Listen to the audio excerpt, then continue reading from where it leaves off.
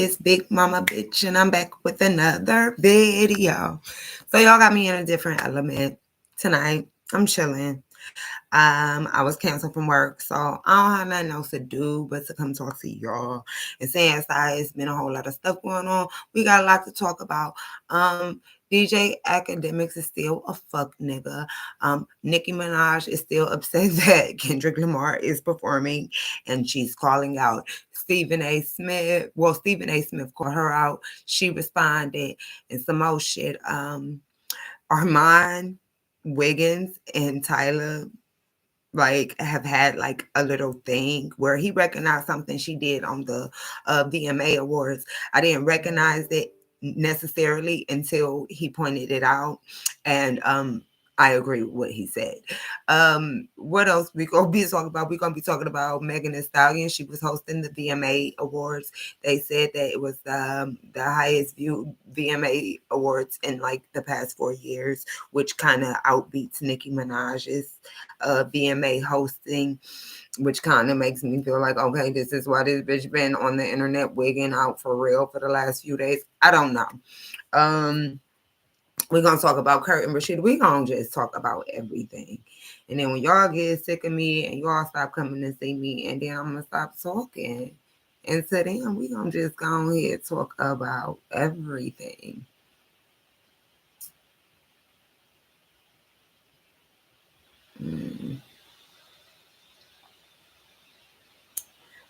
For starters, I want to get into DJ Academics. No, first of all, Kendrick Lamar dropped a song last night.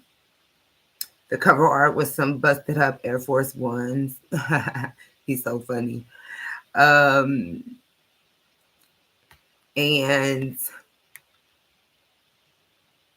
the name of the song is Watch the Party Die. That's the name of the song. So we about to just go ahead and get into that. I want to get into DJ Academics reaction to that. We got all night. This probably won't even get posted, but we gonna just go ahead and, you know what I'm saying, do what it do. So for starters, let's go ahead and start with DJ Academics. Because I just got to get this out the way. He's such a fuck nigga. It makes no sense.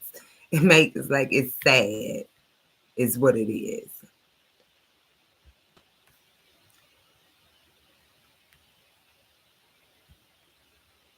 It's JCPenney's fall fashion event. More fashion, bigger savings. JCPenney, make it count.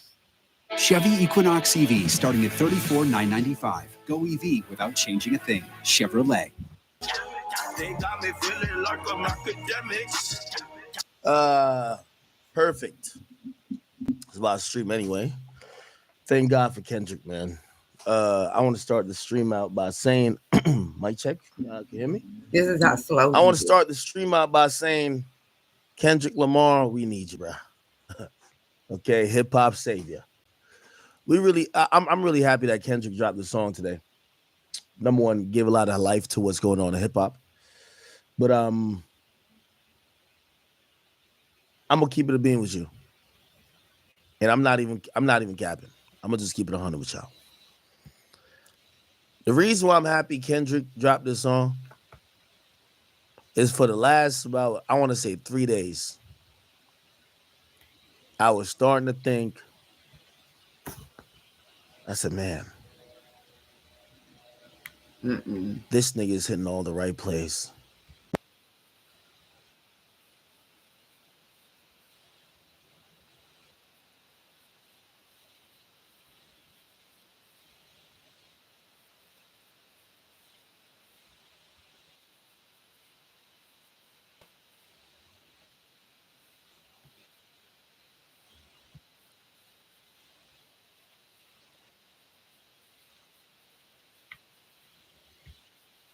I want y'all to first start by knowing that Academics is a hating ass nigga, and he's a dick rider, and he's a fuck boy. And somebody came out on his stream and called him out for being a fuck boy because he just can't even wrap his mind around what everybody else sees.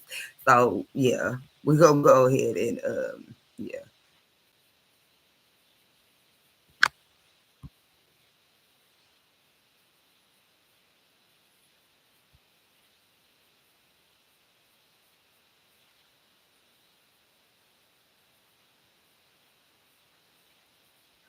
Mm-hmm.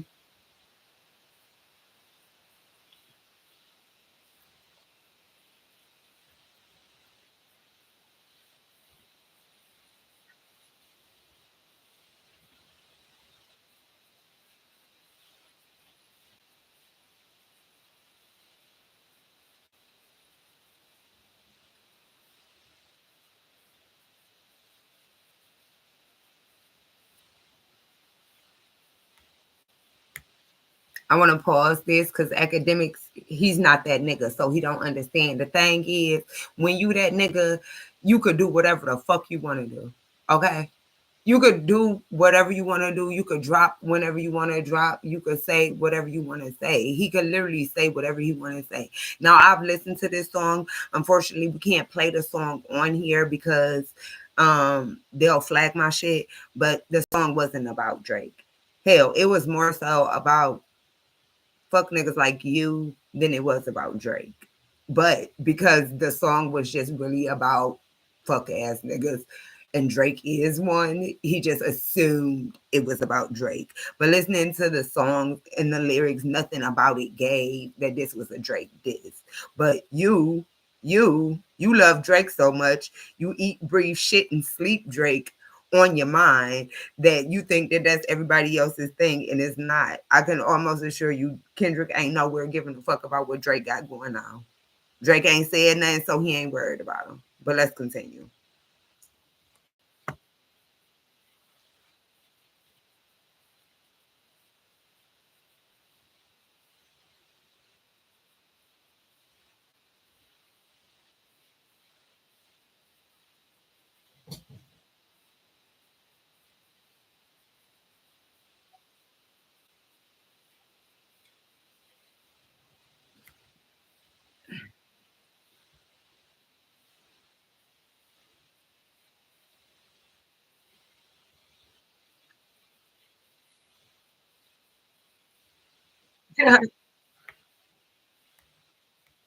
He should stop doing what he do best, which is being a fucking a lyricist, because you want him to, fat boy.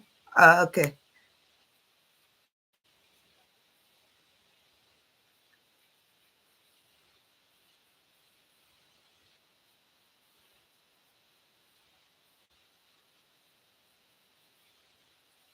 Groupie.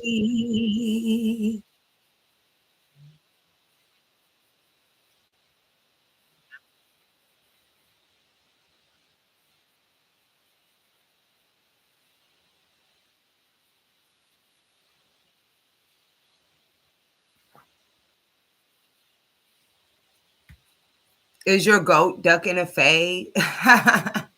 Drake doesn't want a game too. And Kendrick really not on it. This song doesn't say like it's not a Drake diss. I mean, sure, he probably falls under the umbrella that he was talking about. The fact that he dropped this song the day after niggas from all out the woodwork was hating on him for being on the Super Bowl, I think this is more directed to like just the general public who seems to be throwing shade at him, and you know what I'm saying, his ability to perform at the Super Bowl or his ability to do whatever. I think it's more so at them, and maybe Drake falls under that umbrella, but this nigga ain't thinking about Drake. Like, he's just not. Been there, done that. He's already X'd off. Like,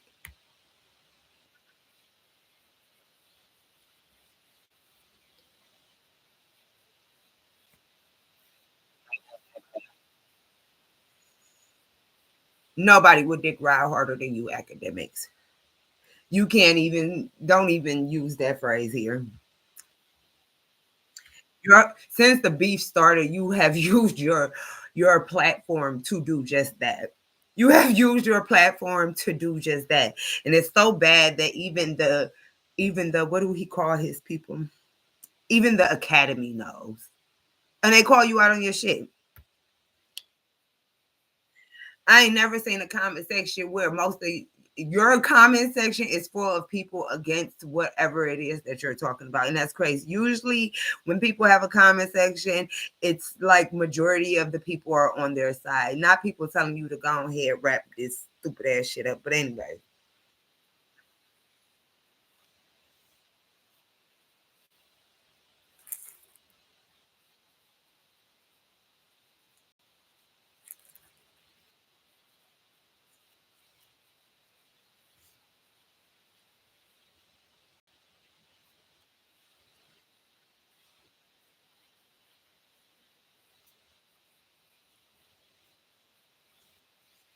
Mm-hmm.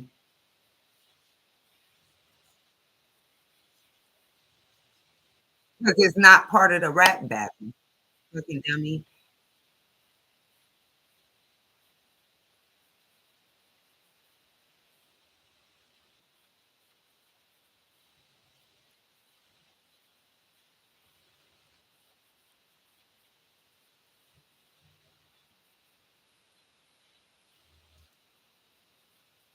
Okay.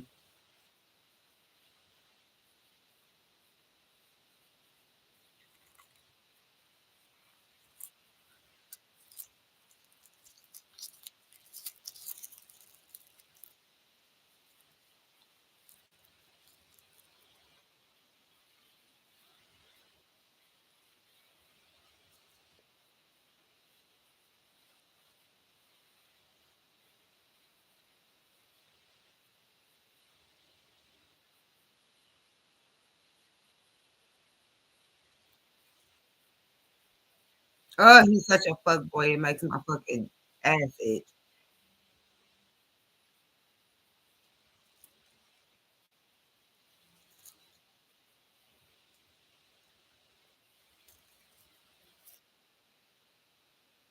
We're gonna just skim through this. I can't even. I listened to it already. I don't even want to listen to it. We're gonna skim through it. He about dumb as a fucking box of rocks at this one. Cause he can.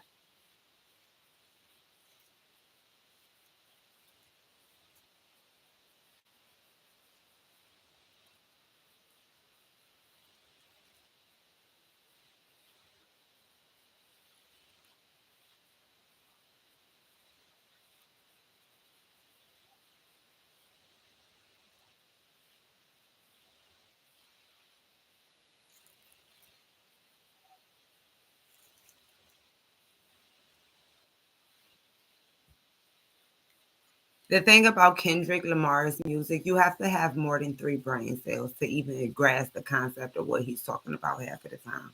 You can't be no slow ass motherfucker and enjoy Kendrick Lamar's music. Like, like he's an intellectual cat. You know what I mean? Like Drake is, Hotline Bling. Like Kendrick is bitch be humble. Like they not the fucking same. Like that's why Drake never fucking stood a chance. That's why he should have stayed in this fucking lane to begin with.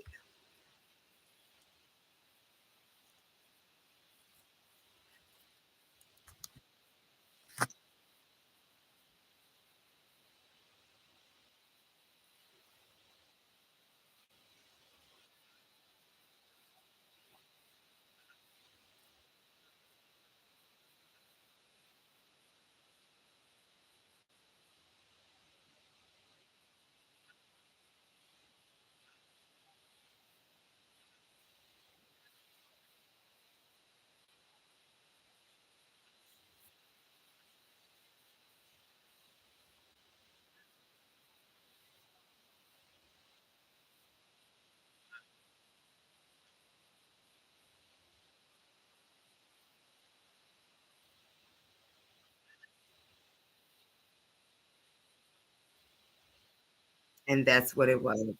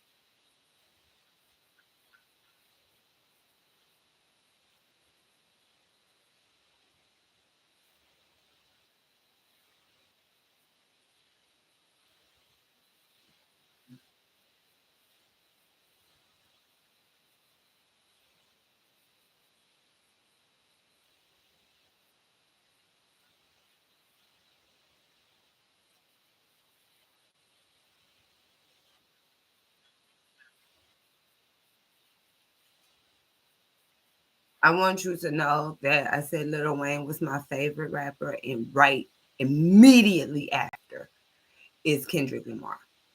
Meaning the only person who could fuck with Kendrick Lamar is Lil Wayne. That's it. They did a song together called Mona Lisa.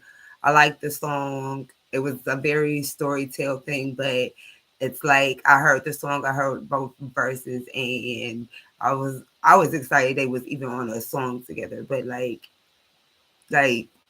you're right. Damn right many people can't fuck with him. As a matter of fact, I think Lil Wayne the only one who can.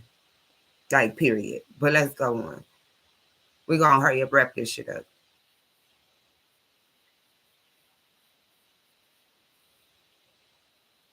And he feels like this is Kendrick checkmating himself. This nigga's so retarded. Of course it's not right because he put it out. Now I just want to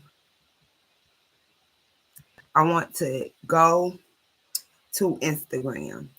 Ron Wiggins posted a clip of one of DJ Academic's people had called in and they checked his ass. And I'm so glad it was a man. I'm so glad he checked his ass. And you have to listen to the points that he made.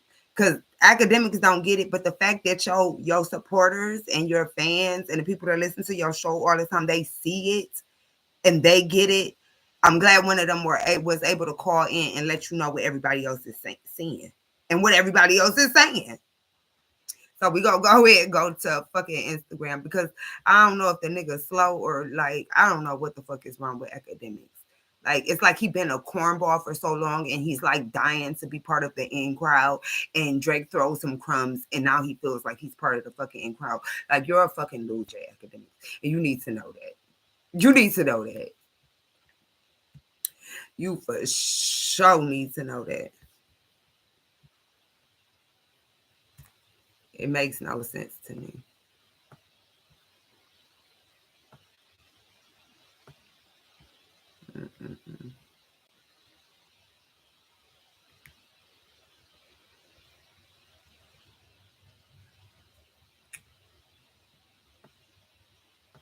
How did I get to my fucking save?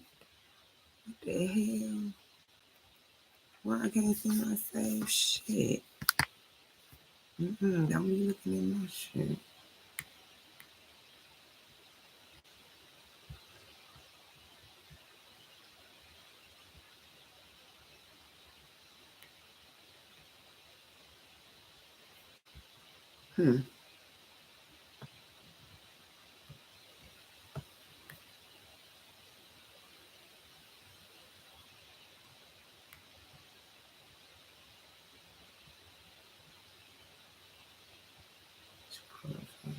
Is that a profile? It's not.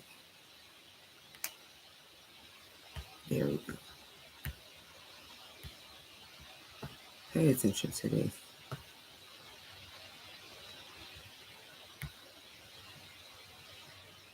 Because academics is a fucking retard. Shit, we gotta go to Armand Wiggins page.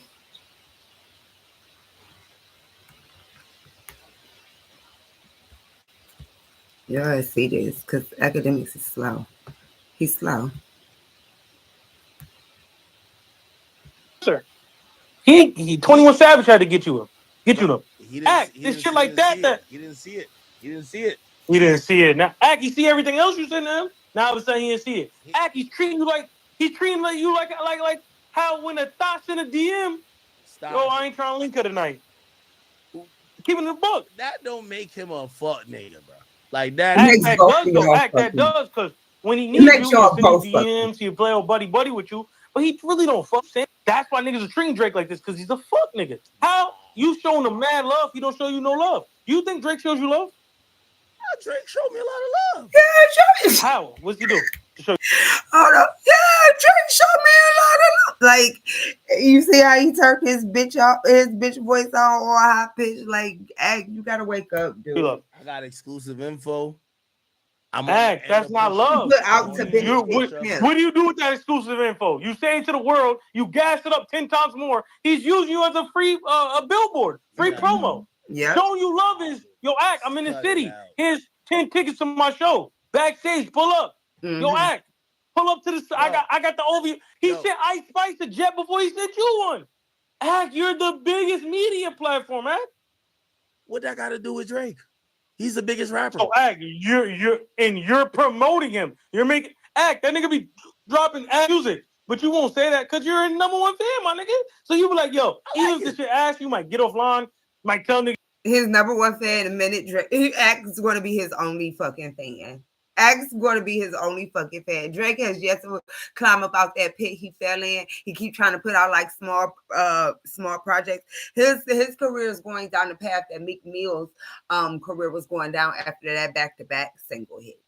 Yeah, I could see that for Drake. Niggas is not trying to hear what this nigga got to say. He fucked up when he started wearing nail polish and barrettes and, you know what I'm saying, all up in young women's faces and shit. Like, he's fucked up all around. Niggas is not fucking with him. Then he putting these subpar ass artists in our face, i.e. motherfucking Ice Spice and Sex Bread. Like, niggas is not fucking with Drake, but let's go on. Because you know, yo, that shit was ass. But nigga, you get online, nigga, you fucking jump into it, doing backflips.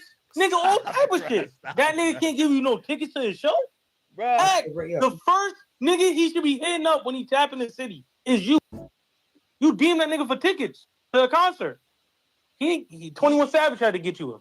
Imagine that. Shit like that. Imagine that. As much as you be on that man, you see everything else you send him. Now all of a sudden he didn't see it. Imagine that. Imagine that, how you be on his jock strap and Drake he really treats you like a fucking groupie boy, like a fanboy. Act fucking old for that shit. Like, you're like 30 something. Like, you need to chill. Like, if you gonna report, go on here report. And if you're gonna be a fan, be a fan. But if you ain't gonna tell the whole story, like, you're just now telling us that all of those songs that Kendrick Lamar put out was fire. Because when Drake was putting his shit out and him and Kendrick Lamar was going back and forth, you were acting like the shit wasn't hitting. But everybody with ears knew that it was. Like, so you come up on your platform and you lie to your people and they peep the bullshit. And now they're saying you're giving all this energy to Drake and he's not giving you shit. They care about you enough to tell you versus laugh at you like everybody else. They care enough to tell you versus laugh at you and call you a fuckboy like me and everybody else. That's all I really wanted to say about fucking DJ Academic. I don't know what he gonna do, but sitting here on trying to like be a fucking fanboy for Drake is just not working. You're gonna have to go on here and find you something else to do.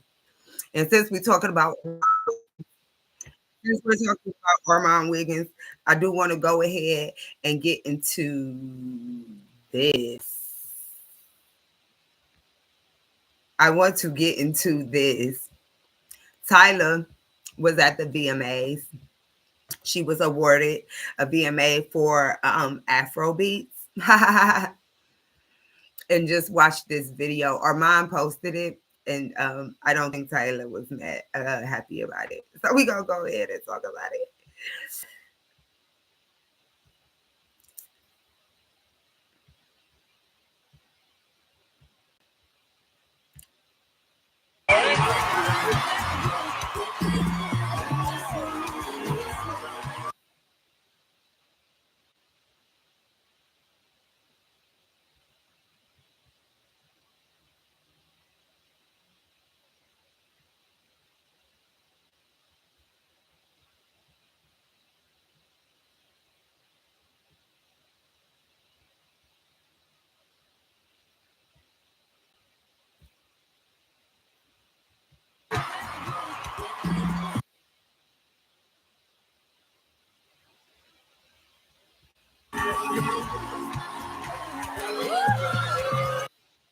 Oh my gosh. You guys know me and holding awards. I'm not strong enough. Yes, please. Oh, you put over me. Yes, thank you. I'm sorry. Thank you. So, first of all, she has a walk on her. She got a walk on her. Like, only because I've done a fashion show before, but she got a strut on her.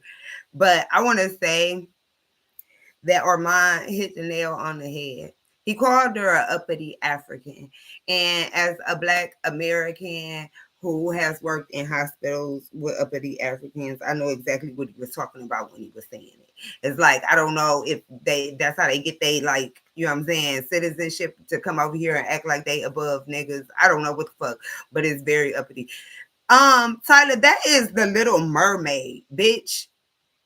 I get you Miss Water, but that is fucking Disney's little, that's Ariel. And you gonna ask her to hold your fucking trophy. You must be crazy. Talk about it's so heavy. But see how you hold it with one hand? You picked it up, you had it in this hand with one hand holding it from the bottom, and then you're holding it like this with one hand. Oh, it's so heavy. Can you hold it with one hand?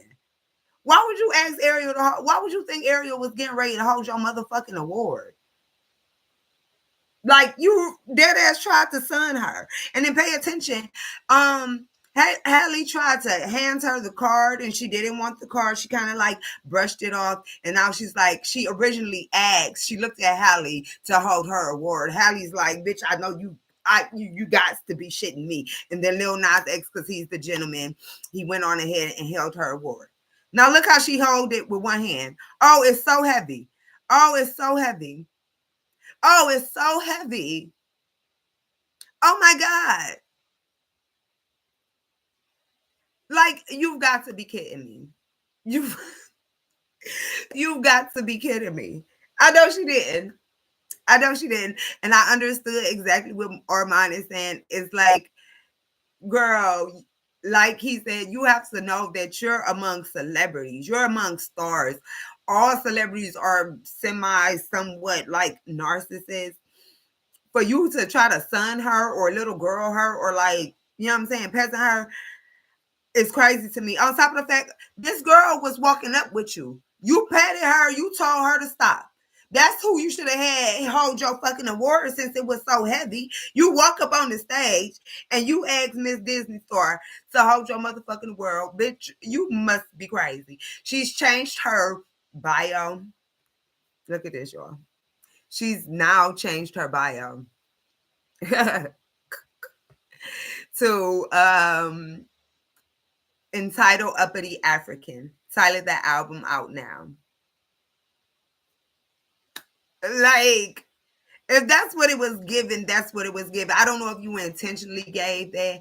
Again, I don't know what they tell y'all when y'all get over here. I don't know what they tell y'all about us niggas that's already over here. But unlearn it. Once you get around masses of niggas, you need to unlearn whatever it is that they sit up and they teach y'all about us. Because for you to think that this Disney princess was getting ready to hold your award is crazy to me. Shout out to I've never, if people want people to hold their shit, they come up on the stage with them. I didn't know the award was so heavy. I've never heard that complaint. And seeing that's how you flinging this bitch this way and that way, baby, it couldn't have been that heavy. Because only for a little while was you even holding the award with both hands. So, girl, like, Tyler, you cute and all, but baby, Halle is too, girl. And you gonna have to chill and be still, because that's crazy to me. That's crazy to me. And she does stuff, and she's been rubbing her fans the wrong way, or, you know, just the public the wrong way. When she came out, she said she doesn't consider herself Black. She's colored. That rubs a lot of people the wrong way. Well, I can't even say the thing with Usher. She's a young woman. I don't know why Usher old ass was trying to dance and grind up on her anyways, but she ain't want him dancing on her. She kind of like wiggled her way like out of that. So I totally get that. But this girl, you crazy. Like, you crazy. Not you asked Ariel to hold your fucking, it's so heavy. Like, girl, no. This ain't the place for that. And that lady that was walking up with you should have went on ahead and let her come on up on stage so she could hold your award. She looks like the help, bitch. Ariel is not the help. Halle is not the help. That's what you need to understand. Her and Halle both came out and said how it wasn't no beef and how the media was stretching it. And I can only go based off of what we seen in that time. And it looked like Halle was taken aback by that. Like, what? You ain't want to take the card, and now you trying to give me your fucking your trophy? Baby, that's yours. I don't want it. So there's that. I don't know. I won't say all Africans, but a lot of them. A lot of them come over here and they get to acting like they done slipped and bumped their fucking head. Not all of them, but I will say a lot of they ass. Megan Thee Stallion has a new boyfriend.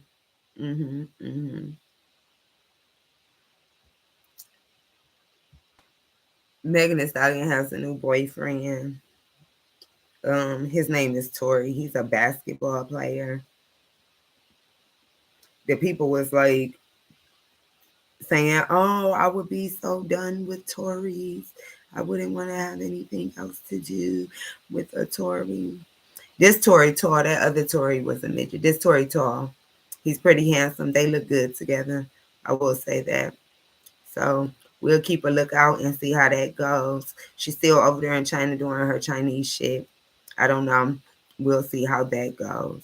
I also wanted to let y'all know, a couple days ago, I talked about Olympic runner Rebecca Cheptegei being rushed to the hospital after her boyfriend set her on fire. She died, I want to say 3 days, give it take a day or two right after that. And God is swift with his work because her boyfriend died too. Now, I don't know how he died. I don't give a damn, but it's only fair. He died too. So that's that story. Rest in peace to Rebecca. That whole story was sad. That whole story was sad. And I want to talk about something else. They have a soccer player.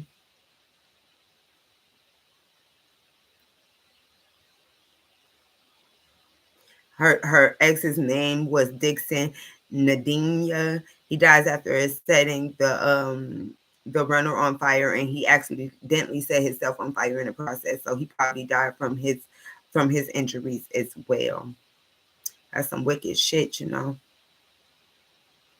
That is some wicked shit.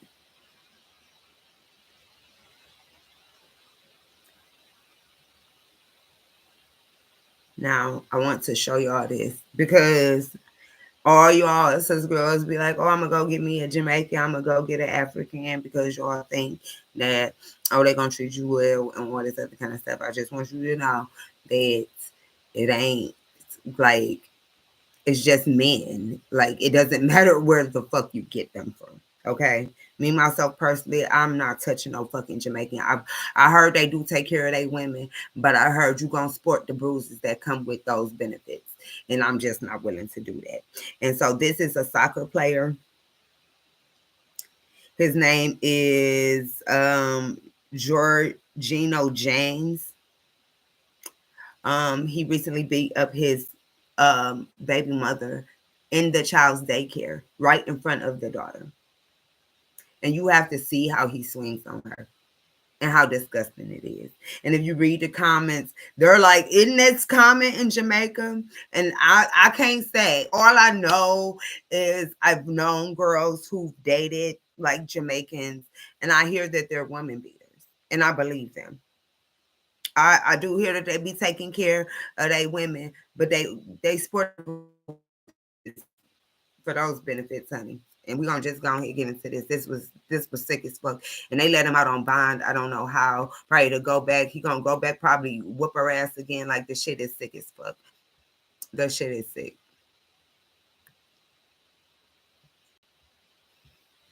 Hey, be careful. I don't come here. I come here so everyone can be aware of what the fuck be going on. Because people be acting like shit is made up and this shit goes on in real life. Like, really real life.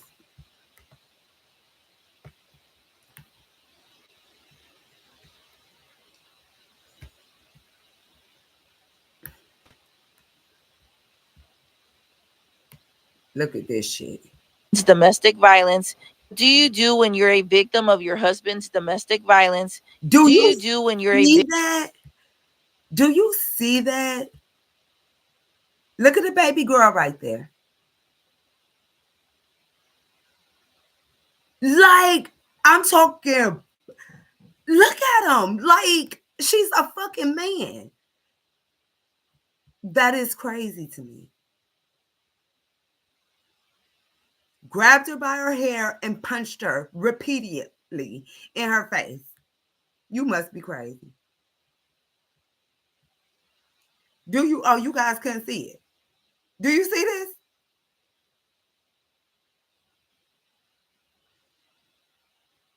It makes no sense. That is crazy.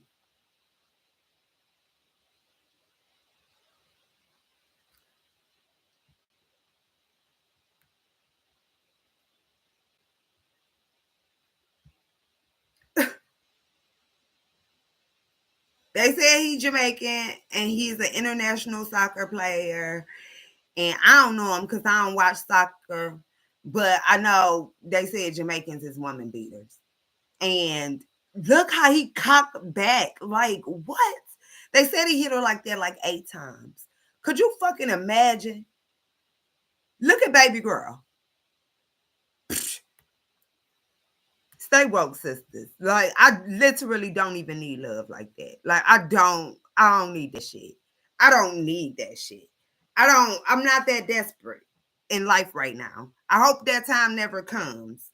I hope I find Prince Charming before I reach the level of desperation where I'm willing to just accept and take anything. I don't know. That's crazy as fuck to me. Like, really beat her ass. And so I had to get into that to catapult off of the lady, the Olympic runner who just lost her life, so that hopefully this video finds the soccer player's wife and she can see that it's not a fucking game. Girl, all up in front of your daughter. That's crazy. Now let's get into how I want to talk about how that they can do all of this stuff and there should be no consequences, no repercussions. If you're a real woman, you should stay with them. I want to show y'all, we got to get into Rasheeda and Kirk. Rasheeda and Kirk, a long time ago, Kirk went outside of their marriage. He went on ahead, had a baby with the girl Jasmine. Jasmine showed Erica Banks some messages, in which case this man told her that he wanted her to have a baby. He wanted to be with her. Her having a baby would make her popular. Somebody said Kirk want to leave Rasheeda, but she just keep on forgiving him. That makes sense to me. Because a man to stay with you as long as you have him. If you take him as he is and just accept him as he is, he will not change. If he don't want to be there, he'll run a fool, act a fucking fool, run a fucking muck.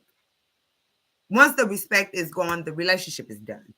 You can hold on for dear life if that's what you want to do. Everybody keep on talking about this dying alone shit. The thing is, my grandparents was married for 40 years. My grandma died before my grandpa. For 40 years. He's 78. She died in 2013.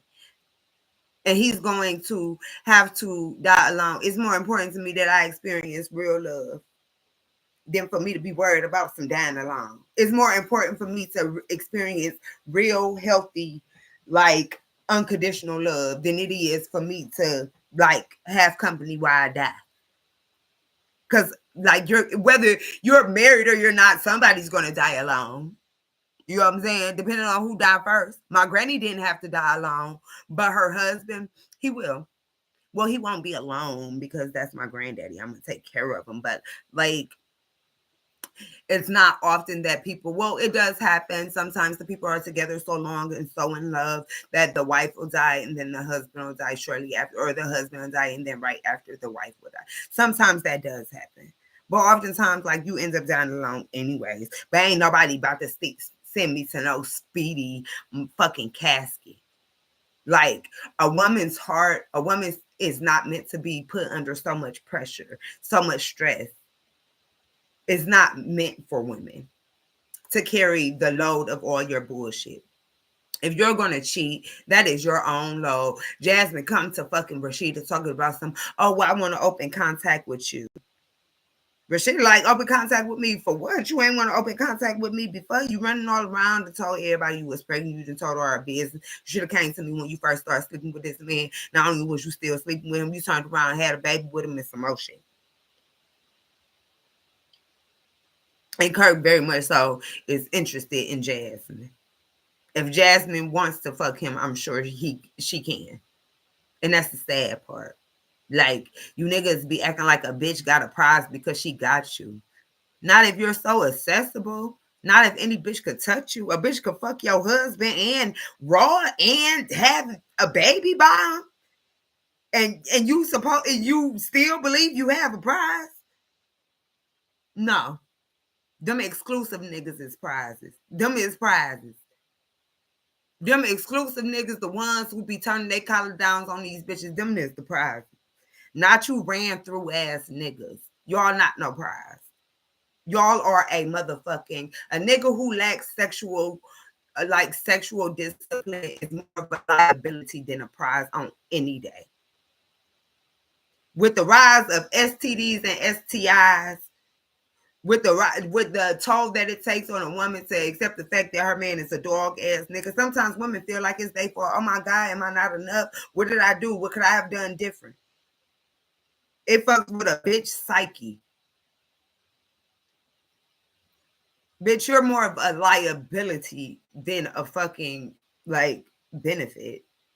You're not an asset at that point. You bringing extra miles in the house that gotta get fed. Money gotta go out the house to take care and support other bitches and other kids. Bitch, you're a liability. Bitch, my hair going gray, falling out. I'm getting fat. Just found out I got high blood pressure, mild depression. Bitch, you ain't no motherfucking prize. Causing all that stress and havoc. How can you men even still see yourself as a prize? Because a bitch got some dick. Niggas always trying to threaten me with that shit. Oh, you gonna be alone? Baby, not as long as I look like this. Not as long as I love myself. As long as I love myself, somebody gonna love me. Or want to love me. Like, I literally won't ever have to be alone. That's how I see. I'm gonna show y'all how I plan on looking when I'm 72. And if I look like this at 72, I'll never be alone. If I look like this at 72, I won't ever be alone. This lady looks like she's damn 40. This lady looks like she's damn 40.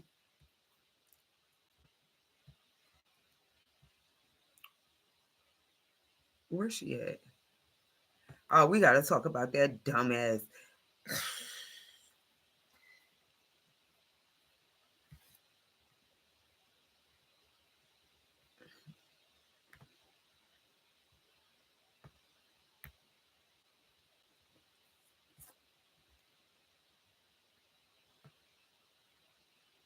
Look at this lady. Process for me has been flawless. In December 7th, I'll be 72, and I've got this plan that I am going to do one of the most beautiful photo shoots for the 72nd birthday. I'm showing people my age how the human body will continue to respond if you practice self-love and self-care. I was on the standard American diet. I was addicted to refined sugar, high fructose corn syrup. I had horrible skin, eczema, asthma, and I just had a rough time digesting food. I made the loudest belches of anybody on the planet.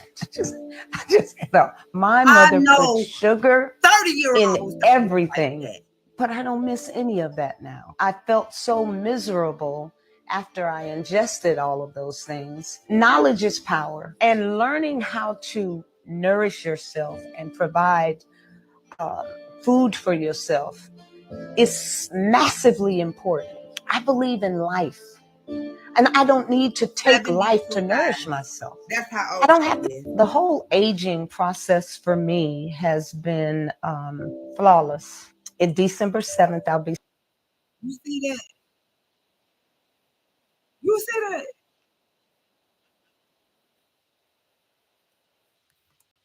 That's what I'm saying. You can't And you see, she look like she love herself. She don't look like she's somewhere letting a nigga stress her. I don't know.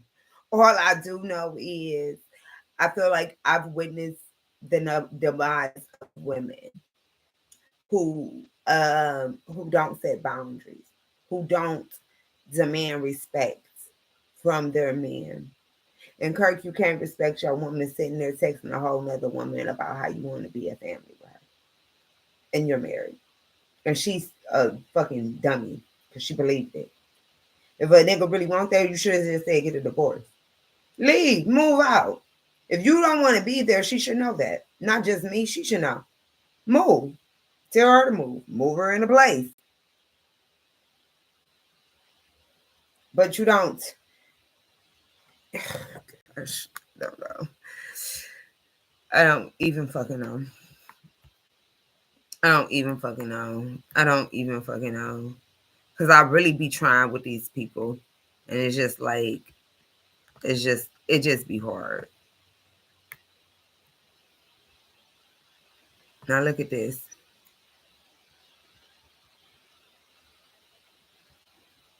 Oh, hold on. This is Megan Thee Stallion's boyfriend.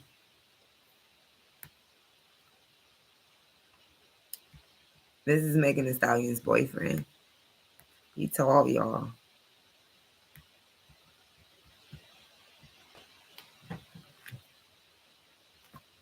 You can't even see him for real. Okay, because you know Meg tall. She keep a chocolate one on her hip. Okay. Mm-hmm.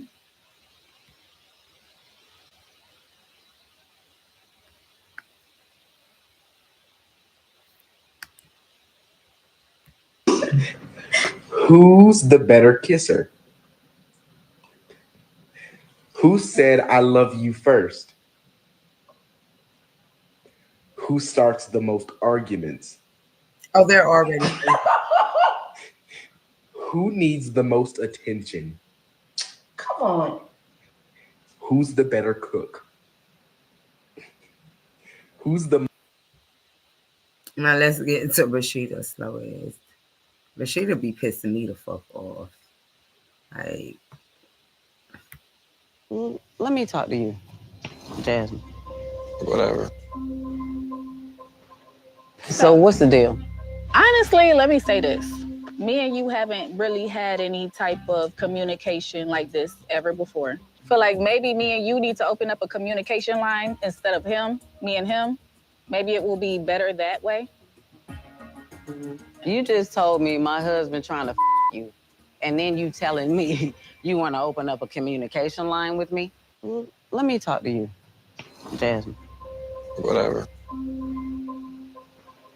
So what's the deal? Honestly, let me say this.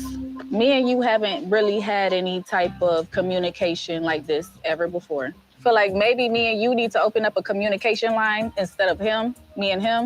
Maybe it will be better that way.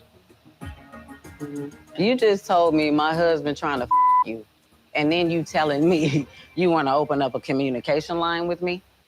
Let me talk to you, Jasmine. Whatever. So what's the deal? Honestly, let me say this. The thing Me is, and you haven't really had any type. Why would you not want to have an open line of communication with me if your husband's trying to me? I feel like that's even more reason for me to have communication with you. That way I don't have to deal with him. Kirk can be obsolete. Hello. Close my door. Why? Close my door. I don't know what she said to you. You're not gonna say nothing because when the was mentioned and you're like, are you serious? You know I'm not doing that. I'm trying to stand with your ass once again. Why would you not want to have an open line of communication with me if your husband's trying to me? I feel like that's even more reason for me to have communication with you. That way I don't have to deal with him. Kirk can be obsolete. I got so much to say because I could see both women's point of view, but I can also see where both women fucked up. Rashida, This cheating shit with you and Kurt, this ain't new. I am not about to sit here and believe that this is with Jasmine. And so when he cheats and you accept that he cheats, you run the risk of him making a baby. You run the risk of him burning your pussy off. Like, these are the risks that you take. So when this shit happens, you can't then play the fool. Like, you don't know what's going on, why it happened, woe is me. Because upon having the knowledge, okay, this man lacks self-discipline, he can't be faithful, he can't be loyal, and then you still engage in a relationship with him, in a marriage with him, in sex with him, in business with him, and everything else y'all got entangled up in, because that's your husband. And so I get it, because that is your husband, so I get it. But you can't like act like you don't know. Like, I be telling people all the time, the best couples is the ones you see them together all the time. They be connected. He was like fucking Siamese twins. Every time you see him, he with her. Every time you see her, she with him. Those are relationships where they are friends. They are best friends. Those are the healthiest relationships. Those are the relationships that stand the test of time. Not the relationship when the lady is living her own life and got her own thing going on. I mean, let me say not relationship. Those are the marriages that stand the test of time. Not the woman sitting at home playing dodo brain while the niggas outside running the street busting down hoes. That's not a healthy relationship. That's not a healthy relationship. At some point, have respect for your marriage. Both parties need to have respect for their marriage. But above all that, both parties need to have respect for their damn self. Kurt is selfish. He don't give a fuck about your family front. He don't give a fuck about your marriage. He don't give a fuck about how him bringing in a whole nother baby affects not only just that baby, the other babies that was around before. Because kids like, well, where the fuck did this baby come from? Jasmine.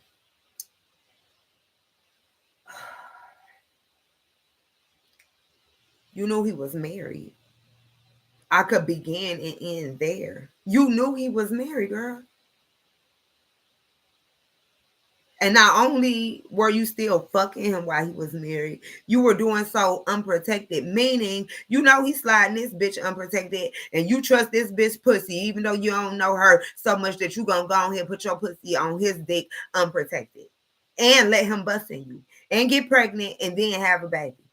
Now, I'm not a fan of the AB, but if there was ever a time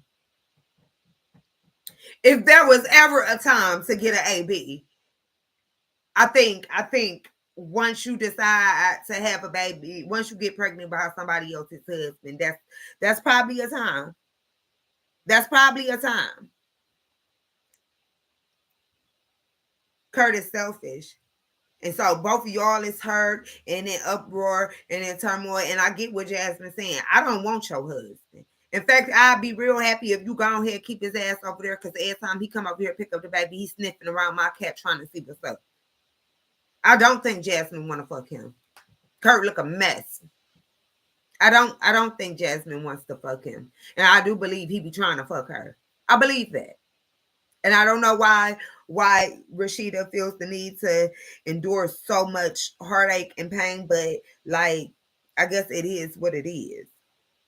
But don't come up like she's against you, because she doesn't know you. She don't owe you a bitch ass thing. That nigga gave her, as a woman, she shouldn't sleep with a married man. That's a certified fact. That's her karma, though. You let her sit with it however she wants to. And if you don't want to be involved with taking care of the baby, I could understand that too.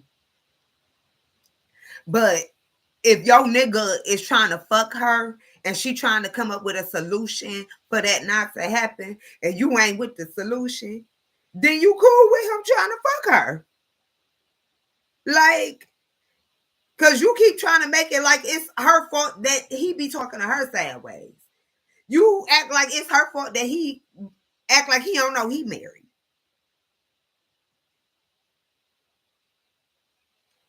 Loyalty needs to be met with loyalty. Because y'all hoes, and that's why I'm so big on respect. Like, you gon' respect me, period. Because the way these niggas get up here laughing and thinking they can play on y'all hoes' heads, y'all can't do that to these niggas. Now, they did say Rashida stepped out on Kurt. I don't even know if I believe that. I don't even know if I believe that, but she probably did. Ain't no telling she cute enough. Baby, if you what you came back in for? You stepped out. What the fuck you step back in for? The other nigga wasn't hitting for nothing. You should have tried another nigga.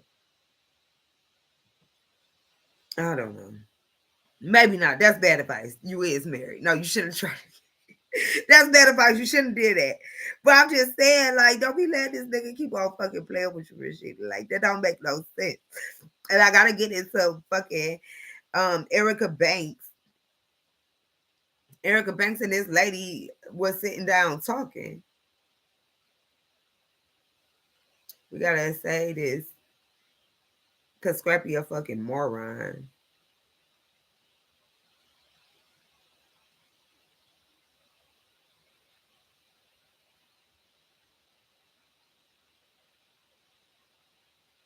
Okay, this is the one.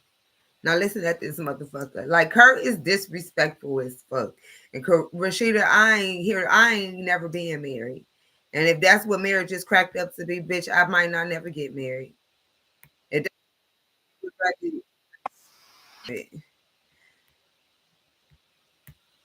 Close my door. Why? Close my door.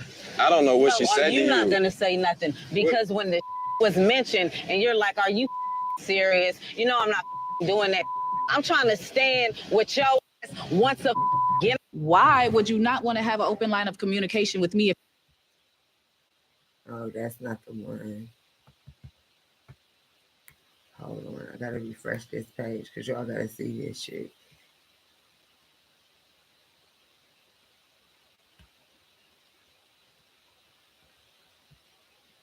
Saw a future with me. This is the conversation when I first found out I was pregnant. So this is him. I'm the green, obviously. You said, I have no urge to tell people this early in the game, but when and if it's time to, I will be hated and judged. Oh my God. Jasmine. Yeah. It made me a little emotional a little bit. Kirk said, let's just talk about it and see what it takes for you to be comfortable and we can make it happen. You're not going to be hated either. Don't worry about that bullshit. There's always a way to make things work. You would be more popular. Last thing he said is, I see a future with you. Okay. He's sick as I'll give you that. All these years, I was always seen as the homewrecker. It's still hurtful. And now that he's the only one trying to me, he's trying to paint me as the villain. That's not happening. So if that's how he wants to play, then let's take it back to the beginning when he encouraged me to keep canon, because Kirk Frost told me that he saw a future with me, not Rashida, with me. And he's still to this day lying about, girl, I linked with him. We were talking because word got out that he's still trying to do me. And he denied. And why wouldn't he? I do feel like y'all needs to get some sort of understanding if he's, trying to go out of bounds. I feel like that needs to have some sort of conversation. It's been 7+ years and it's still an ongoing thing on his end. You can address it with him all day. He ain't gonna but act like he don't know what you're talking about. I don't owe Rashida a damn thing. I tried to talk to her years ago, tried to talk to her a few weeks ago. We see how that happened. Like, at this point, I don't owe her. So why do I need to talk to somebody that doesn't give a about me or my truth? Like, bye. And back then, it wasn't just a hookup either. And what Rashida needs to understand, you ain't doing nothing but making Kirk life easy by you and this bitch being separated. Bitch, whether you like it or not, y'all damn near fucking sister wives. Y'all got kids by the same motherfucking baby daddy. Ho, like, I understand the hurt that comes with it, but baby, you sat there. You had the option to leave. You got money. They said you real business savvy. You got love and hip hop. Like, you could have left and moved on. Like, a lot of bitches have done it. But she's been with him for so long. Maybe she don't see a life without Kurt. But Kurt don't see a life with just you and you alone. You think Jasmine, the last bitch he fucked, you crazy. You do yourself a disservice, Rashida. You do yourself a disservice by not coming to a common ground with this girl. She already done fucked your husband, baby. It's done. Like, she already done popped out his baby at everything. The smartest thing, you come up with a common ground for you and her to, because Kurt is only happy with y'all being separate. That way he could come over here, say a little bit of something, come over there and say a little bit of something. Once y'all get together, do that anymore. That's what you need to know. That's what you need to understand. What they say, keep your friends close and keep your motherfucking enemies closer. Rashida, that's what you need to do. Because it literally don't even make no sense. Because you acting like you and Kurt is on the same team.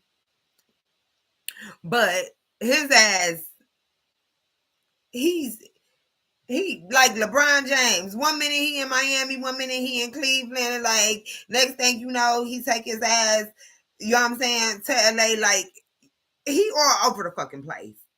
He's not stationed, and I think it's been like that for the bulk of your relationship, and you've accepted it. But now that the baby's included, and you act like you're bothered by him stepping out, it seems like you're bothered by him stepping out. If you ain't, then cool. But if you is, then you need to go ahead, seal that shut.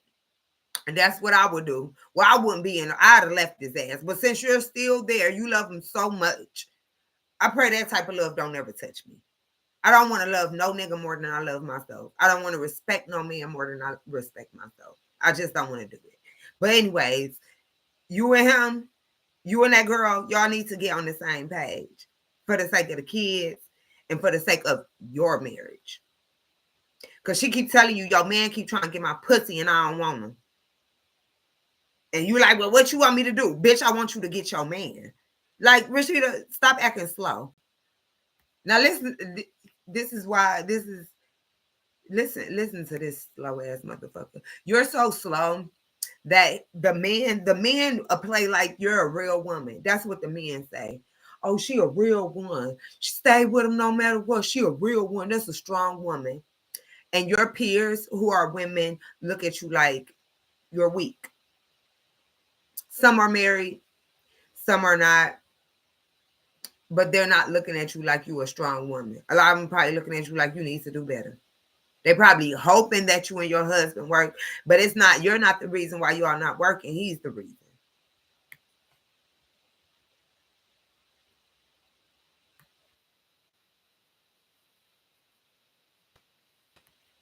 Now look at this. Look at this dumb motherfucker.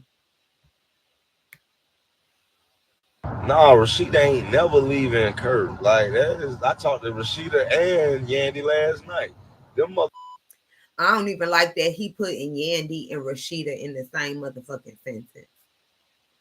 I don't even like that he's putting those two. Yandy and Rashida are two different women. Do I think Bendisi's probably cheated? I can't say he has. I can't say he hasn't. I could say that he expresses more love for Yandy than I've ever seen Kurt express to Rashida. The only love I seen him express was when he got up on that reunion that 1 year. The only love I seen Kurt expresses when he got up on that reunion that 1 year, and then he started crying and shit. And I feel like that was more so because he got caught, more so that he got caught than anything. I don't necessarily think that it was, you know what I'm saying? Like, oh my God, I love you so much. It was like you got caught, and the world is got to calling his ass out. His castmates got to calling him out. Like, and what you niggas need to understand, you shouldn't aspire to be out here trying to be a dog ass nigga to your woman, because her peers looking at her like she a weak ass bitch, and your bitch is a reflection of you. Your woman is a reflection of you. So while her friends are saying, "Oh, he's a weak ass nigga," they might not say it from Spice to who else? To shit, Carly Red and Spice and who else? Even a fucking Yandy or all them other people. They might not express to her that that's some weak ass shit, but I can almost guarantee they be saying somewhere like, "Couldn't be me." I can almost guarantee they be saying somewhere like, "Couldn't be me." Yandy probably talking to Mendices, yeah, all that. You tried if you want to. Like, your to her peers, your woman don't look strong. To your peers, to your friends, she probably looks strong. But to be quite honest, them niggas probably looking at her like, damn, Rashida a fucking fool. Or they probably be like, the ones that's married probably be like, oh hell no, my woman ain't gonna, I wouldn't have that shit. My woman been left me, whooped my ass, cracked me upside my head with a cast iron skillet and some more shit. Like, just roll over and take it. Like, no. Like, because Rashida, you got 4 cheeks. You only got 4 cheeks. You keep turning the other cheeks, bitch. You about fresh the fuck out of cheeks. But listen to this motherfucker. Scrappy so retarded, it makes no sense. They ain't never leaving them, man. They real women. Real women don't leave their men, at all. Cause they know what? They know the future. The future is go far and beyond these weak they leave they. They want to be on their own. They think they strong. Okay, be strong. You feel what I'm saying? Be on your own. Raise all your kids. Do everything. And that just be like, and then you get a worse in the end and you got to die with that. You know what I'm saying? Or you just leave it and you just by yourself anyway. You know what I'm saying? I feel like some of these women, they need to be by themselves. You know what I'm saying? Be for real about the grass ain't green on the other side. Yeah, the grass ain't green on the other side. That motherfucker, there's another side. Anybody you deal with, it's gonna be some shit that you don't like about that person. It's just the things from person to person that's gonna be different. So it's like, and Buddy married right here. You ain't upgrades. You dig? The day you lay off, you the ain't. day you pay off. I'm telling you. Yeah. So my question to Scrappy, is that to say that your ex-wife and your ex-baby mama is weak ass bitches because they left you? You talk about he married, nigga. You ain't. You're not married. You were cheating, and according to Bambi, you was going half on bills and cheating. What?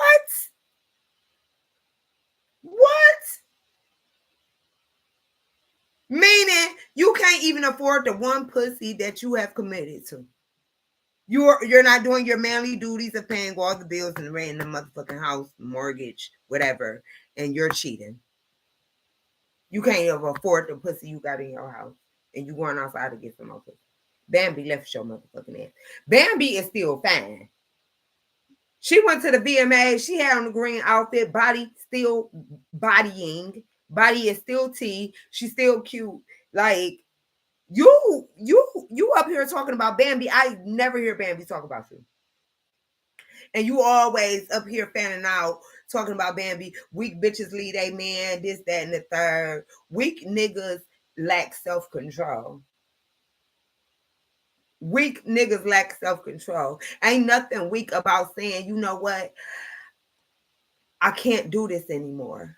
I'm going to step out alone, especially in Rashida's position. It's weak to even sit in that position. That's a weakness. To sit there is a weakness. Because for whatever reason, you don't believe in yourself. You don't believe you can find another man, or you do good in this life without the stress and the headache of having this nigga embarrass you in the street. It takes strength to go from being with somebody and being codependent on somebody to being like, okay, I'm just going to depend on myself. Yeah, oh, baby, that it ain't nothing weak about that. That's strength. That's strength to be like, dad, because so many pieces have to get moved around, like money changes, house changes, like just even sleep habits change. That takes strength. So men will say like it's weakness because it seems like you're just giving, exhausted all avenues. She's tried and still trying and keep trying with this nigga, and all he keep on doing is embarrassing her. She done forgave him for making the baby. The nigga is still texting his baby mama talk about he want to pay her for some pussy, and she stays. Staying is easier than leaving. Staying because you're so used to the bullshit. That's easier than saying, you know what? I don't know what's going to happen. I don't know how I'm going to get through the next week. I don't know how I'm going to get through next month, next year. I don't know. Because once somebody's incorporated into your life, as long as Rashida and Kurt, their life is like this. And so now you have to stand like this and try to put this together. That's not weak. That's loving yourself. That's not weak. Because to her peers, like women, that's weak. Like, girl, why the fuck is you letting him play with you like that? And it's weak because Kirk is a weak ass nigga. Like, But a lot of men think like this, and it's sad. It's sad. And I tell him all the time, like, I don't give a fuck what you go through with your wife. What you tell me all the time, bro. He said you ain't You got feel me? to tell me I all don't the time. give He a fuck gonna what be you go married through for a with your long wife. time. Stay with your wife, because I wish I would have stayed with mine. You know what I'm saying? I wish I would have goddamn grabbed her arms and tied them up and just like, we gonna stay together. Like, but I ain't that type. You know what I'm saying? I already know. You already know. I ain't finna force.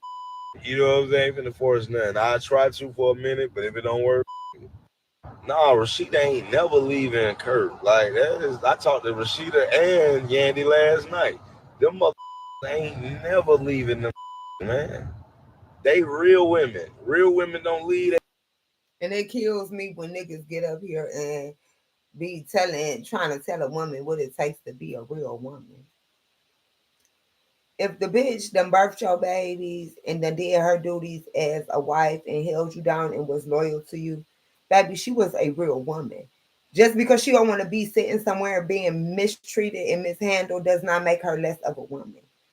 That makes her less of a woman. Everybody at all times need to be doing what's in the best interest of the household. You going out to fuck with these bitches is not in the best interest of the family, of the kids, me or you.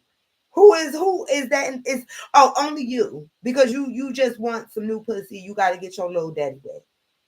It benefits you. It doesn't benefit the family. A lot of times when a woman is moving, she doing shit that's in the best interest of the family. You niggas need to get on board.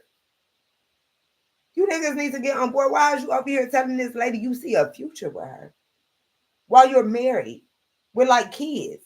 And they said you already done had kids on Rashid. You go and get another one. That makes no sense, Kurt. And Scrappy, stop spewing all these lies. A woman ain't weak because she don't want to deal with your bullshit. That doesn't make a woman weak. Furthermore, you don't know what it takes. But you see, him and his mama ain't got the closest relationship, and that's why he thinks like that. Him and his mama got a real dysfunctional relationship, and that's why he thinks like that. Because your baby mama left you and your wife left you. Both of them hoes said, I'd rather be by myself than be with this bum ass nigga. Both of them. And then he was all up on Instagram after the VMA awards talking about how he wants Summer Walker. Both of y'all fertile. Y'all need to stay far the fuck away from each other. You and Summer Walker. I hope she don't bite the bait. Because no. That don't make no fucking sense. Hell no.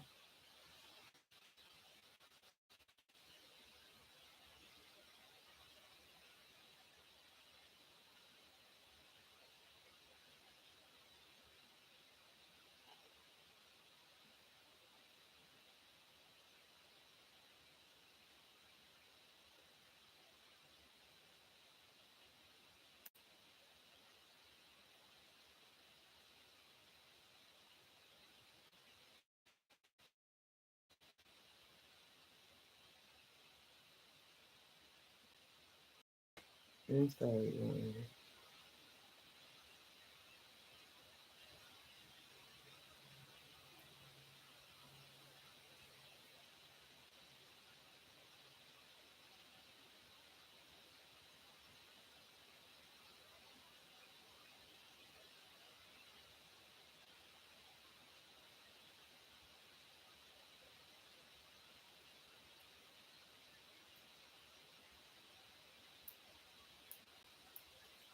Glorilla performed. She performed at the VMA. She had a good performance. Doechii and Katy Perry performed. They had a good performance. So Megan Thee Stallion performed. She threw some shots at Nicki Minaj, but she had a good performance. Like it was cool. The performances were up to par. The performances were definitely up to par.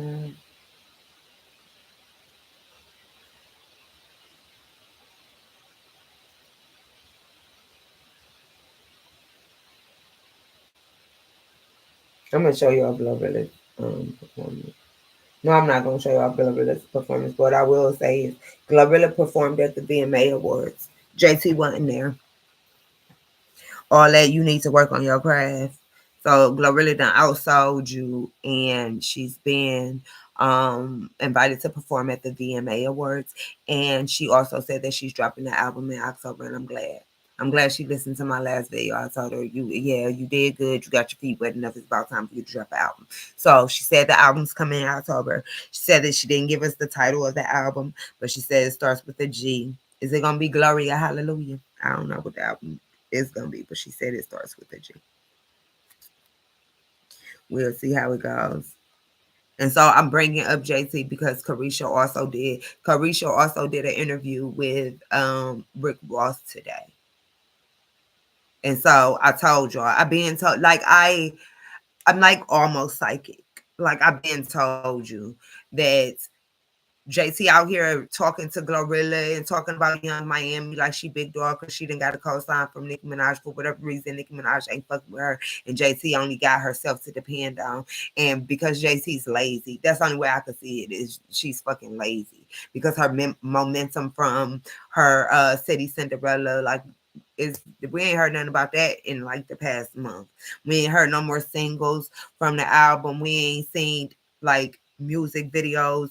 We ain't seen nothing. Carisha on her next episode with Rick Ross, I guarantee it's gonna touch a couple million. Like, JT, you know what I mean? Like, what the fuck is you doing? Glorilla is up. You know what I mean? And you playing. Young Miami up. And you playing and giving advice, unsolicited advice, like you got to do so. But I'm glad. I'm proud of Young Miami. That's good for her. That is good for her. Like I expected from Young Miami. Oh, who we was talking about the other day? We were talking about Finesse 2 Times. Him and his girlfriends, they went on a trip. And they do have nasty ass threesomes. We're going to go ahead back to YouTube.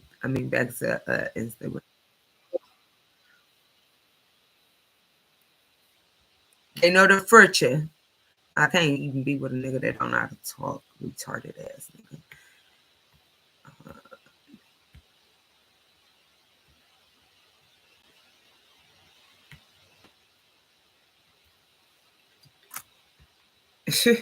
Retarded ass nigga. I'm going to show y'all this. Because this is what I mean. Look at this fat ass. This is fat ass Finesse 2 Times.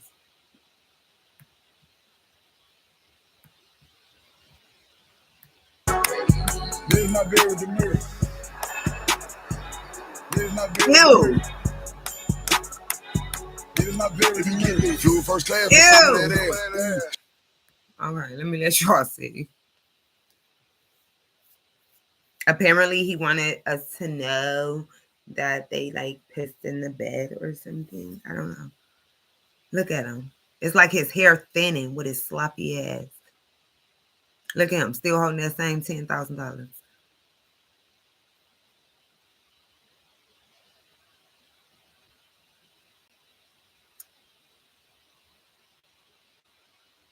Look at that. All that midsection he had going on right there. It's like, look at his little ass dick. I know his dick little. Did the other girl leave? Because I only see the one in the blue dress. He's saying him and his sister wives wet up the bed, but I only see one sister wife. Where the other one at? That's the fat one. Is the other one fat too? She probably is. But I only see the one in the blue dress. Where the other one at?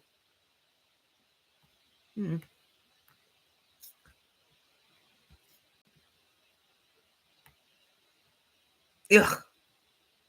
That ass. No, ma'am.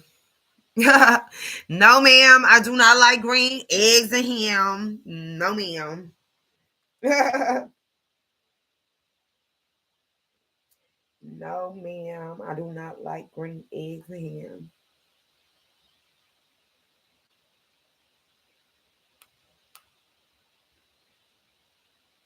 And no, ma'am. Oh, and I also wanted to, y'all remember back in the day, Ray J had his dating show, For the Love of Ray J. Do you guys remember Danger? She smashed the homies. Danger. She smashed the homies. What?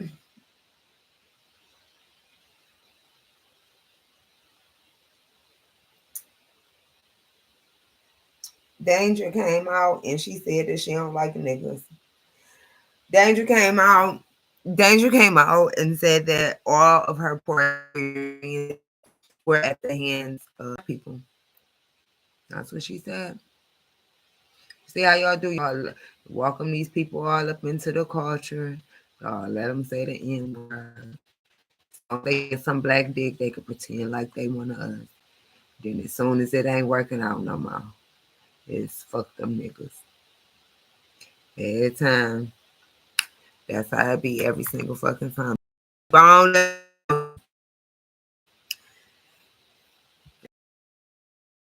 do it. Understand why y'all do that. Who is this? Oh, that's Cleo.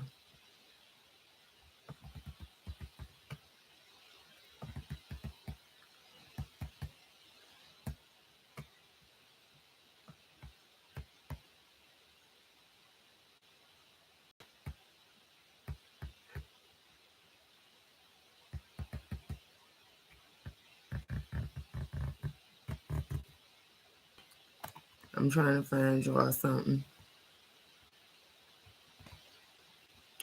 I'm trying to find this bitch talking bad about this.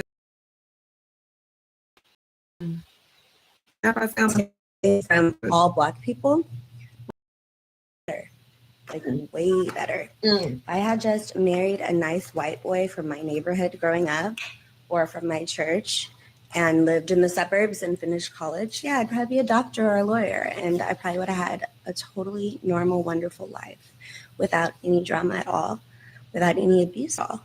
Like, I could have just found a nice person and married them, and they wouldn't have been black, and my life would have been awesome.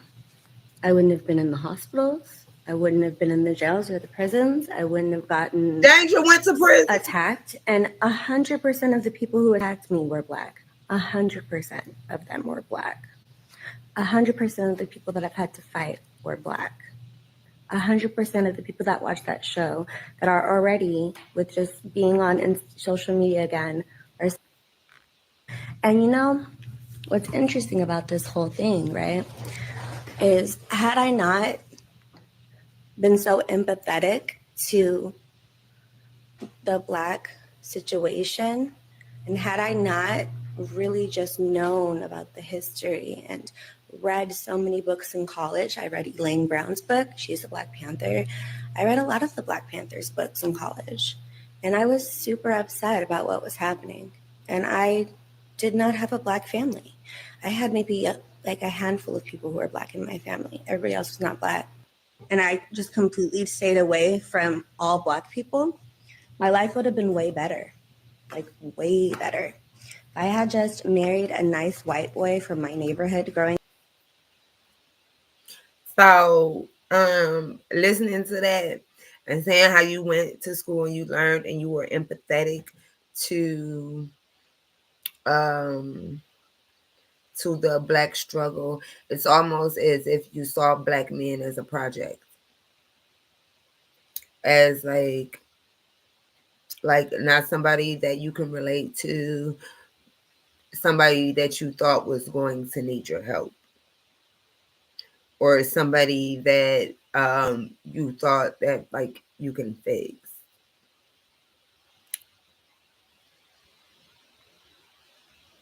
Because baby, you was competing for black dick. And then you was competing for black dick and had already like sucked on a black dick that was sitting next to the black dick that you was fucking on. Like, so you were fetishizing black men is what it sounds like. You were intrigued about because the men that you were reading about ain't experienced none of the shit that you was reading about. Like, you know what I'm saying? I'm a whole different type of black men from a whole different time and age.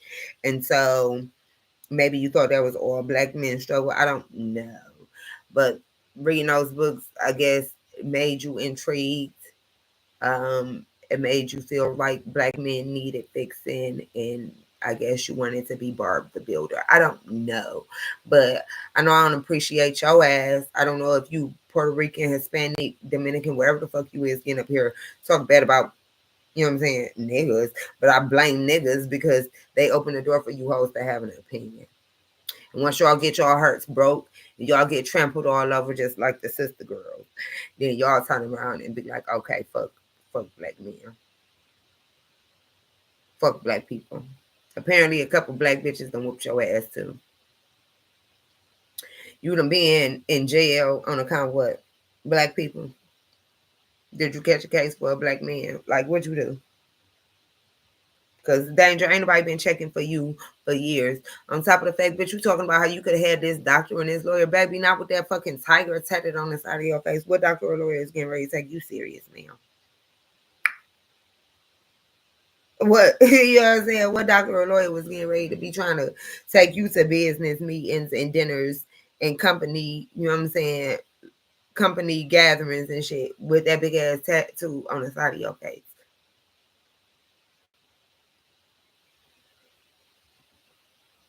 Like, bitch, you're delusional.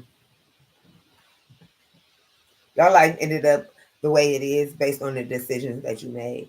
Everybody's life is a result of decisions that they made, Danger. You spent most of your life, it sounds like, lusting over black men.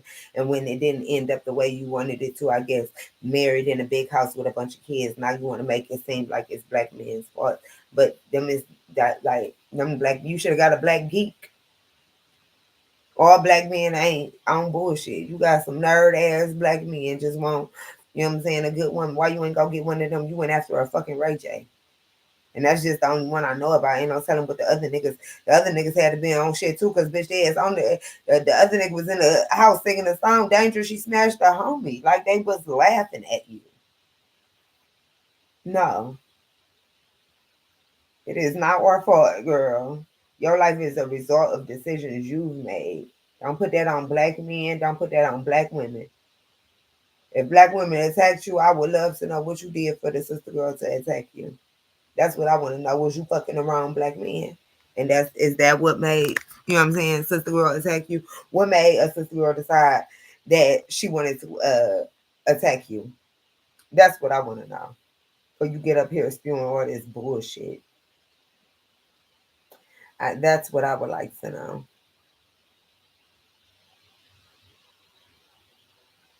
know. Before we go, because I did say we was gonna get into. Let me show y'all Carisha. On there, she had and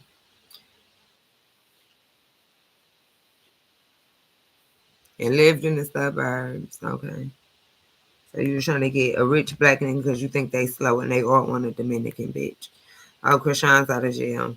Let's talk about this. Let's see what she said.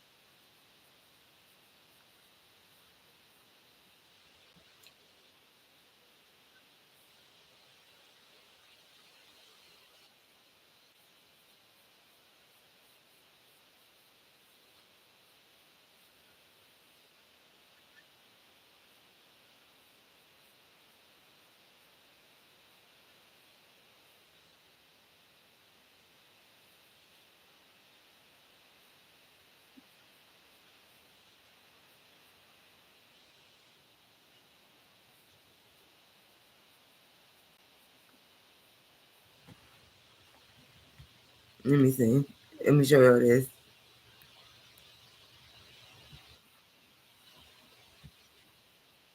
Oh my. But I'm getting all my stuff out the way so I can like be effective and just in my son's life for real. And then I ain't gonna hold you. I'm working on my purity, y'all. Like that's how people like, oh yeah, I'm getting my life together. I gotta get my money. No, it's really like, yeah, I know. And then like, just really walking that walk, talking that talk. I don't really got nothing bad to say. Okay, let me just say thank you, Lord. Okay, thank you, Jesus, for this revamp. I got all my. Well, I'm getting all my stuff out the way so I can like be effective and just in my son's life for real. And then I ain't gonna hold you. I'm working on my purity, y'all. Like that's people like, oh yeah, I'm getting my life together. I gotta get my money. No, it's really like, yeah, I know. And then like, just really walking that walk, talking that talk. I don't really got nothing bad to say. Okay, let me just say thank you, Lord. Okay, thank you, Jesus, for this revamp. I got all my. Well, I'm getting all my stuff out the way so I can like be effective and just in my son's life for real. And then I ain't gonna hold you. I'm working on my purity, y'all. Like that's people like, oh yeah, I'm getting my life together. I gotta get my money. No, it's really like, yeah, I know. And then like, just really walking that walk, talking that talk. I don't really got nothing bad to say. I gave it to the end of the year. If Blueface gets out, how long he got? How long does Blueface got? I forgot how long they said he had. I don't know if it's a couple years. I don't know. I don't know what it is. But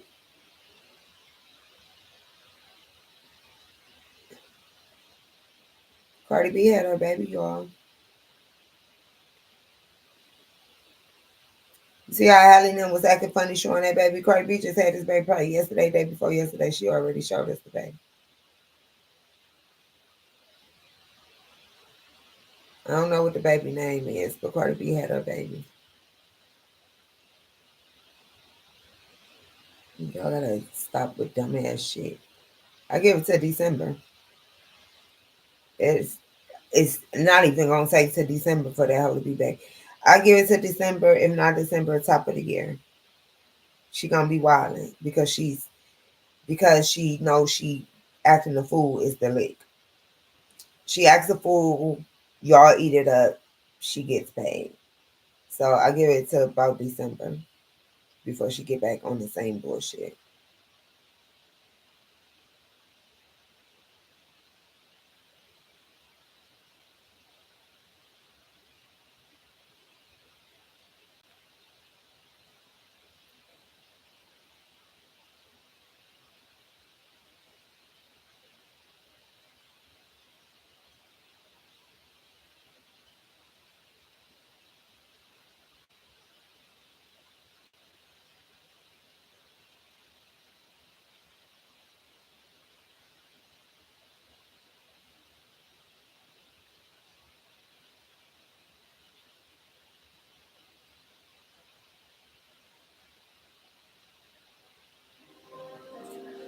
Flashes of eternity. Flashes of eternity in the presence of brokenness. Spaces of perpetuity in the face of finiteness. It is seen when God's peace shines through worlds that has ceased to exist in time so brittle in fragility. On a cross, the first light of eternity shone, followed by an empty grave, temporality gone.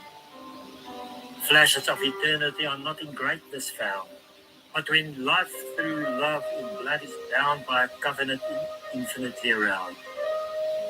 Flashes of eternity shine where God's imminent life align with our space and time, creating a space divine, a space eternal in God's realm.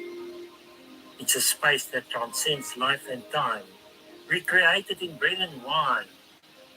A flash of eternal hope amidst struggles to cope with broken pieces fallen on the ground, and no sight of God around. It creates spaces of wholeness, permeates faith, even to the final breath. Not only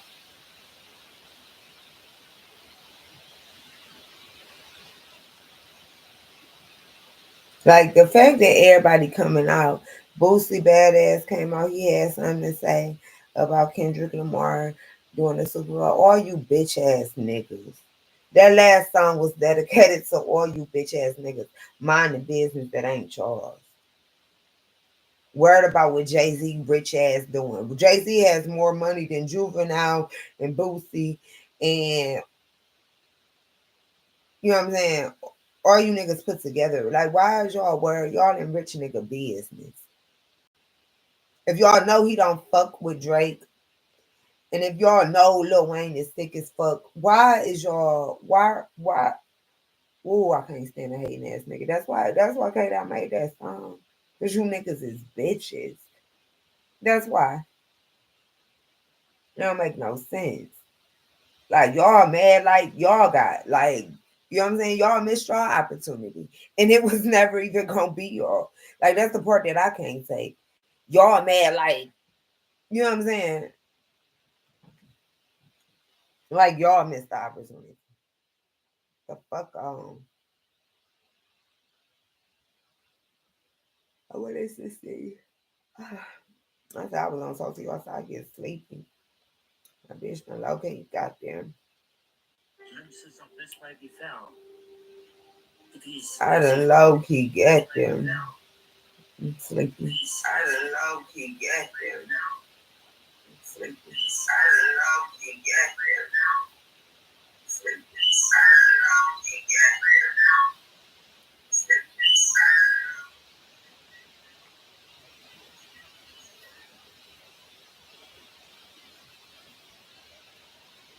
Can't wait till this reunion come back on.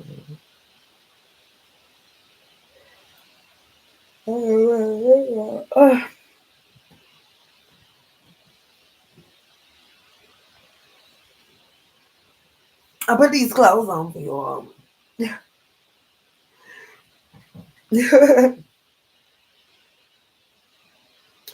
I put these clothes on for y'all.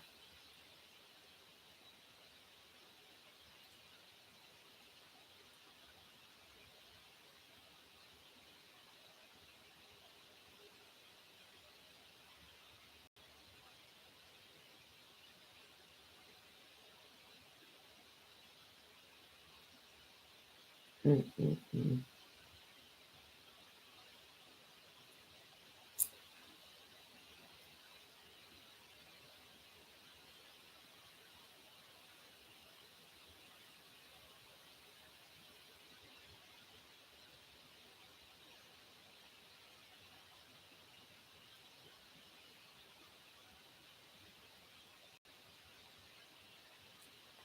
Yeah, I go through everything.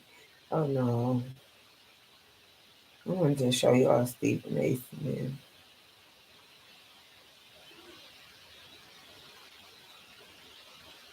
And then we can get up out of here. Oh no, I can't stand this bitch. I want to talk about Tiffany Haddish. She's such a coon ass bitch. It makes me sick to my stomach.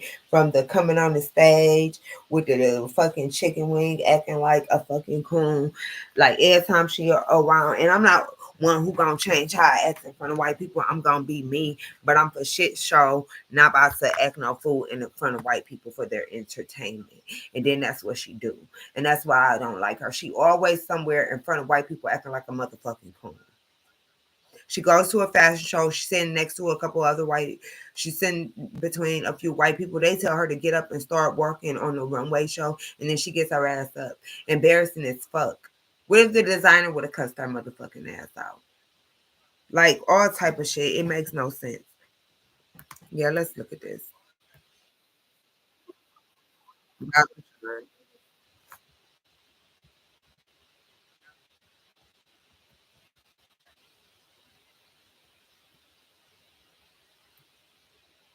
Like this bitch get on my nerves. This bitch get on my fucking nerves.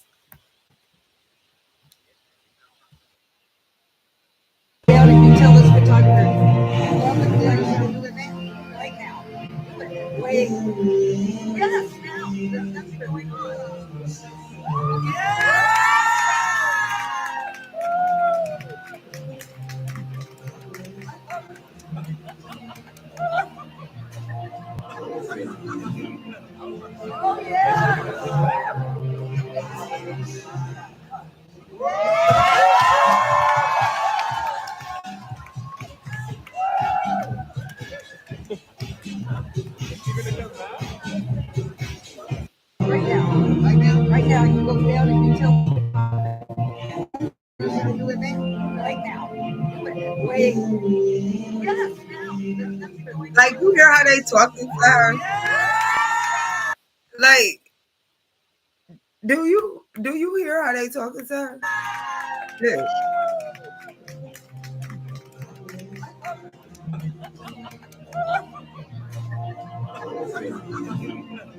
Oh, yeah.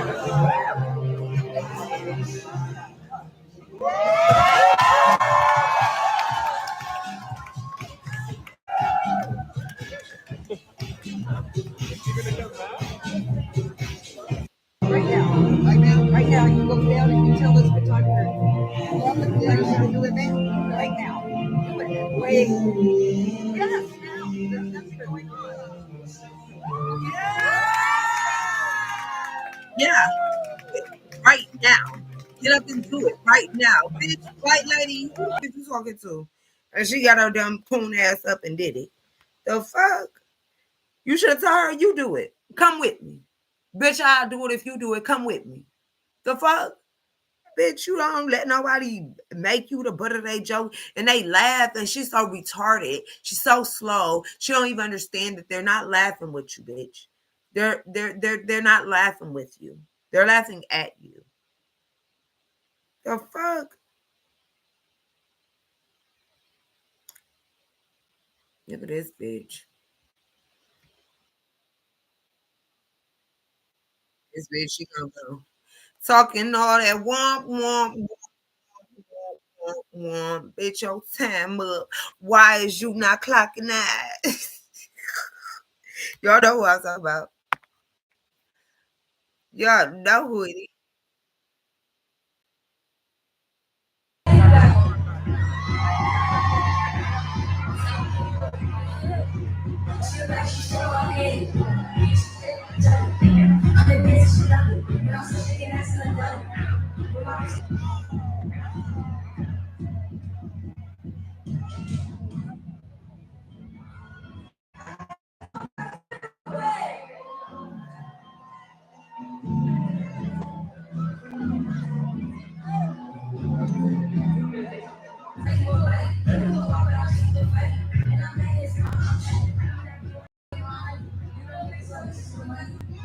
POV, Ice Spice is boring as shit. Look at the crowd.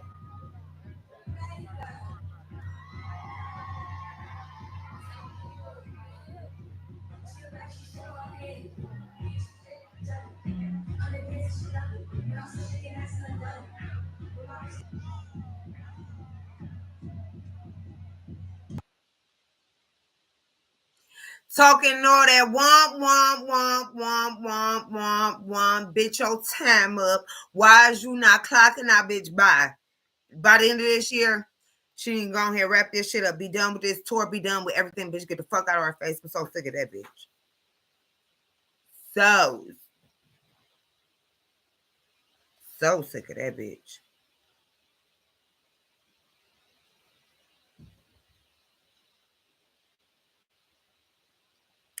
Talking all that womp.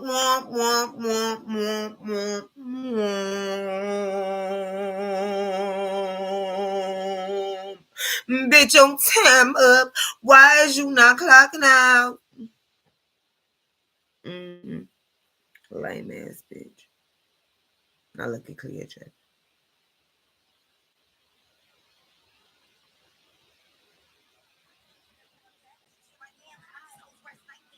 Now, I want y'all to compare that stage presence to this.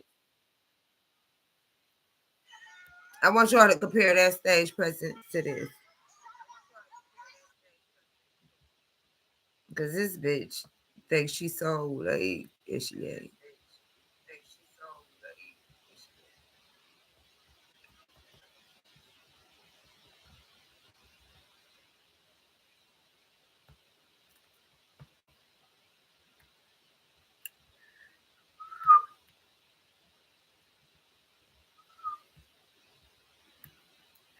Doing all that want.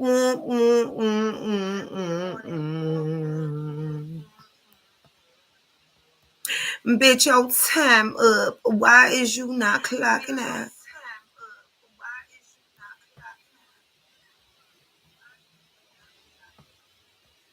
Now look at this. You tell me who show. You tell me who show saying you would want to go to. The fuck? You suck way more than Kurt Angle, and your bundles always look tangled. Heard you was looking for a bad bitch. Here I am. I'm this hoe's worst.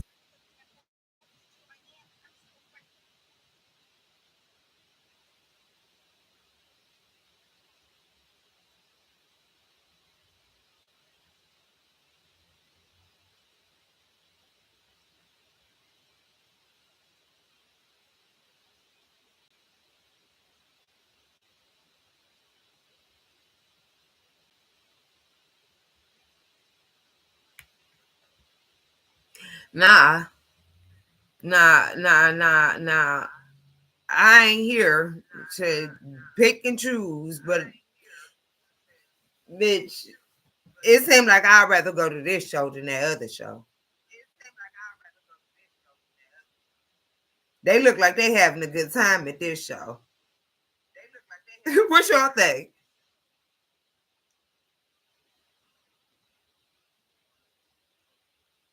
I think I'd rather go to this show than that other show. The other show looked dead as fuck.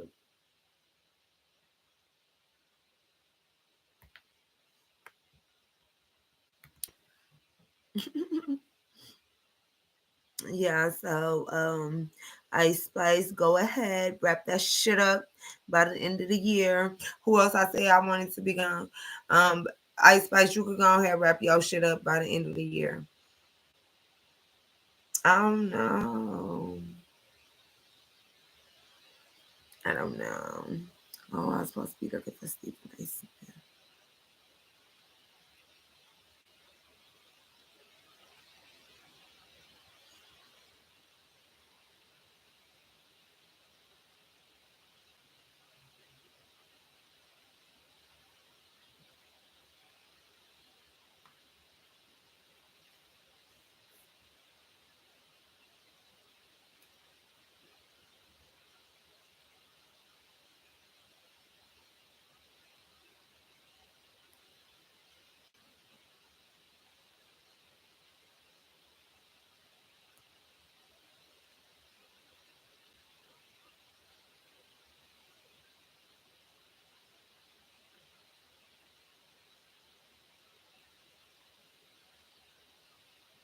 Akbar finally came out and admitted she don't know how to fight.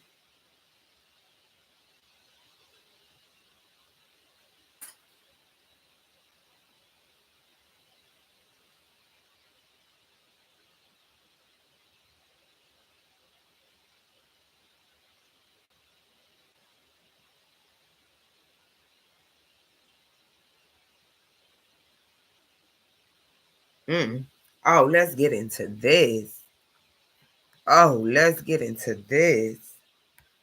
Shit.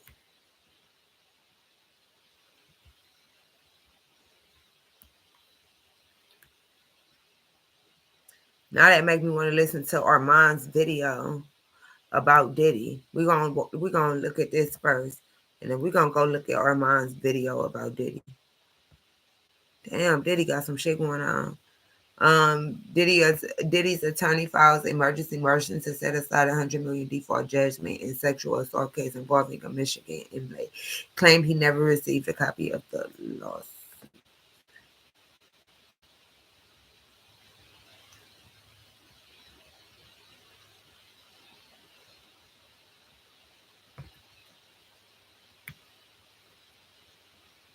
It says neighbors get into this. This is posted by the Neighborhood Talk. I'm gonna share it with y'all. This is posted by the Neighborhood Talk.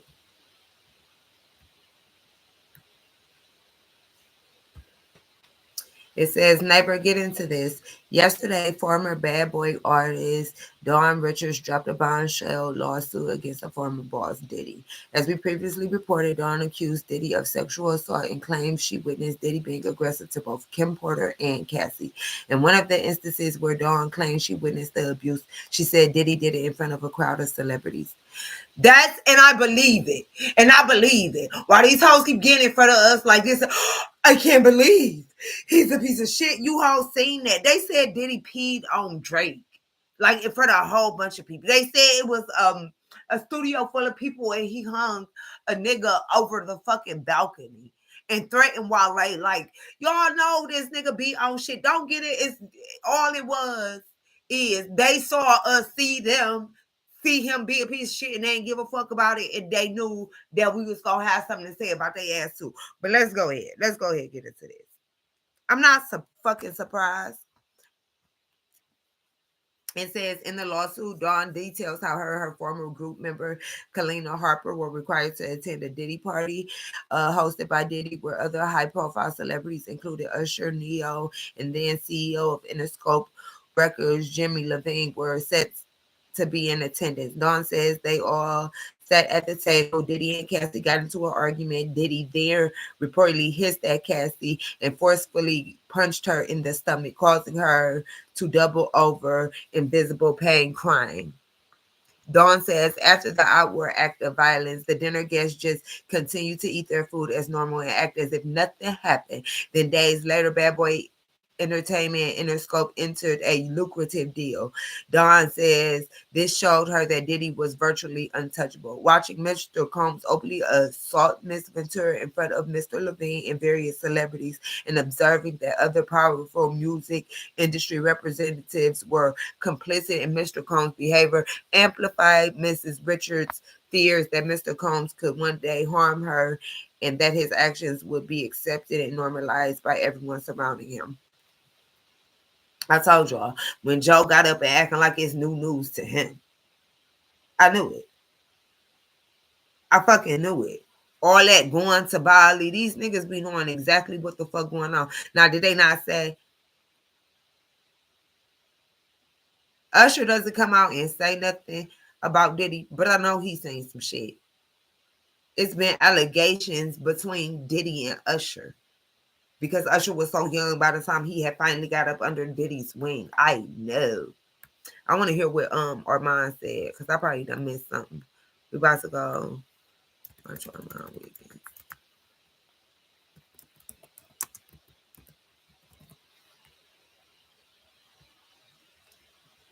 Because I didn't see this video. I know he did a video on Diddy, but I wasn't interested because they ain't coming out with no charges. These hoes keep coming to us, telling us all this shit, and they ain't came out with no charges. That's what I'm saying.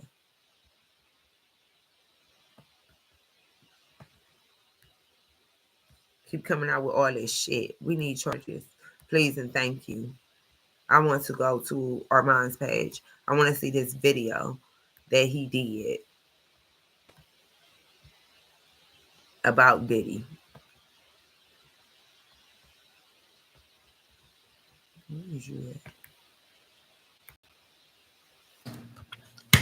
All right, what's popping, everybody? It's your boy Armand, and we're back with another video. Get in here.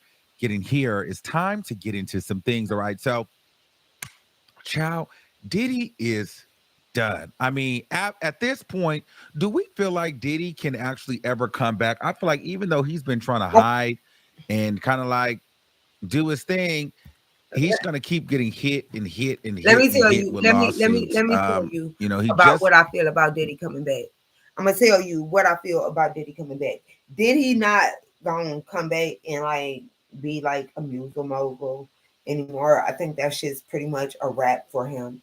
But Diddy's a businessman and he ain't under Deleon alcohol no more. I don't know what his deal is with like Ciroc, but Diddy's a businessman.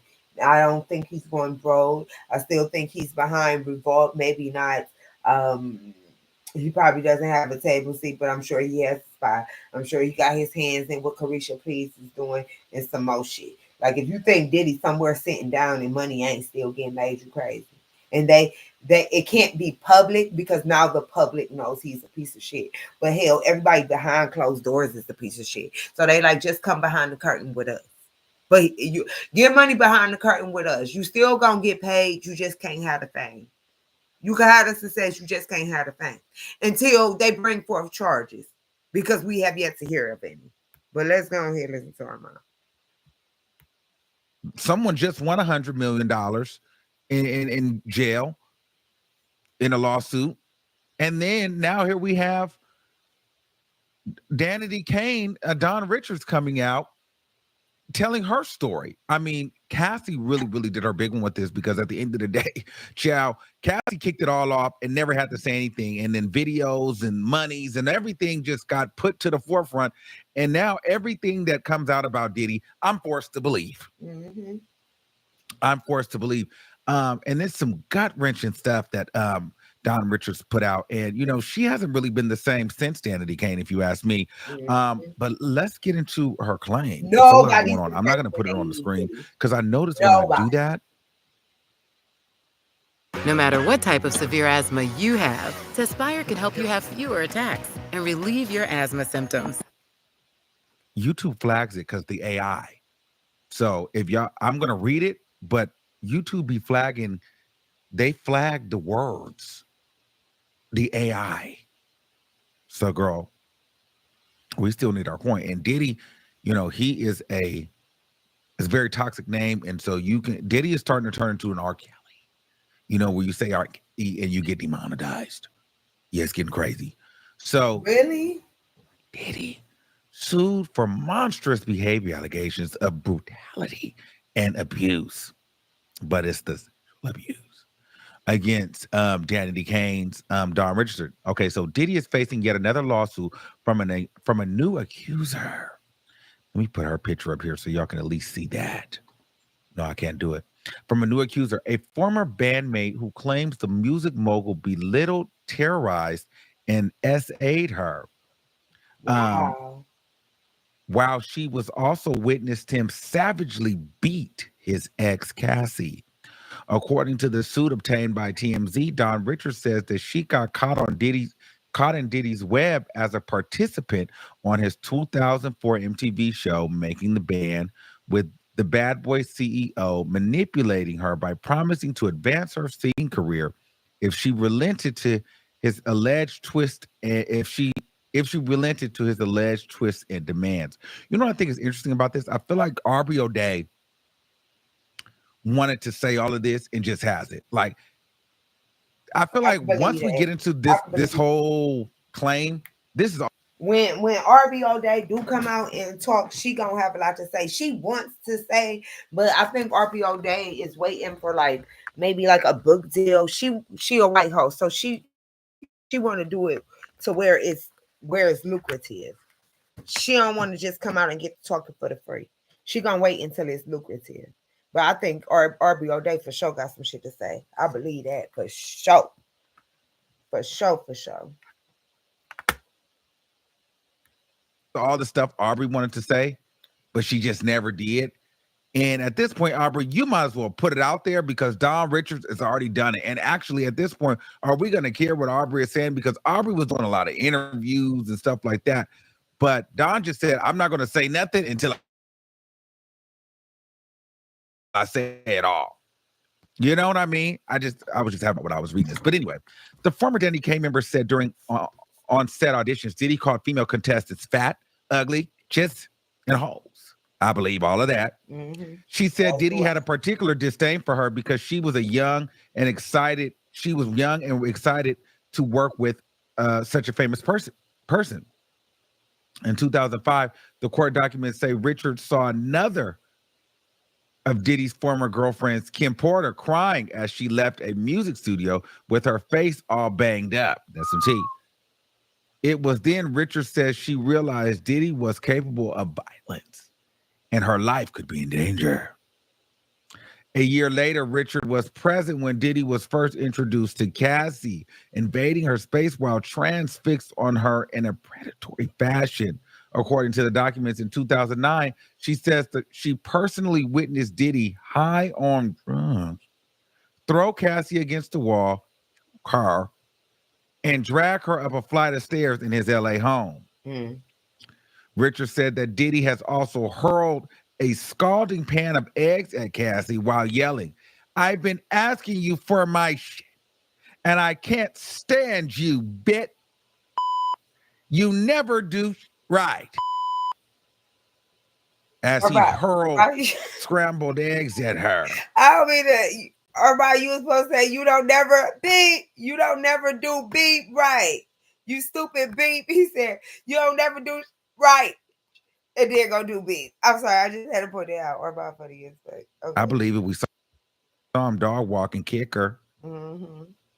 Damn.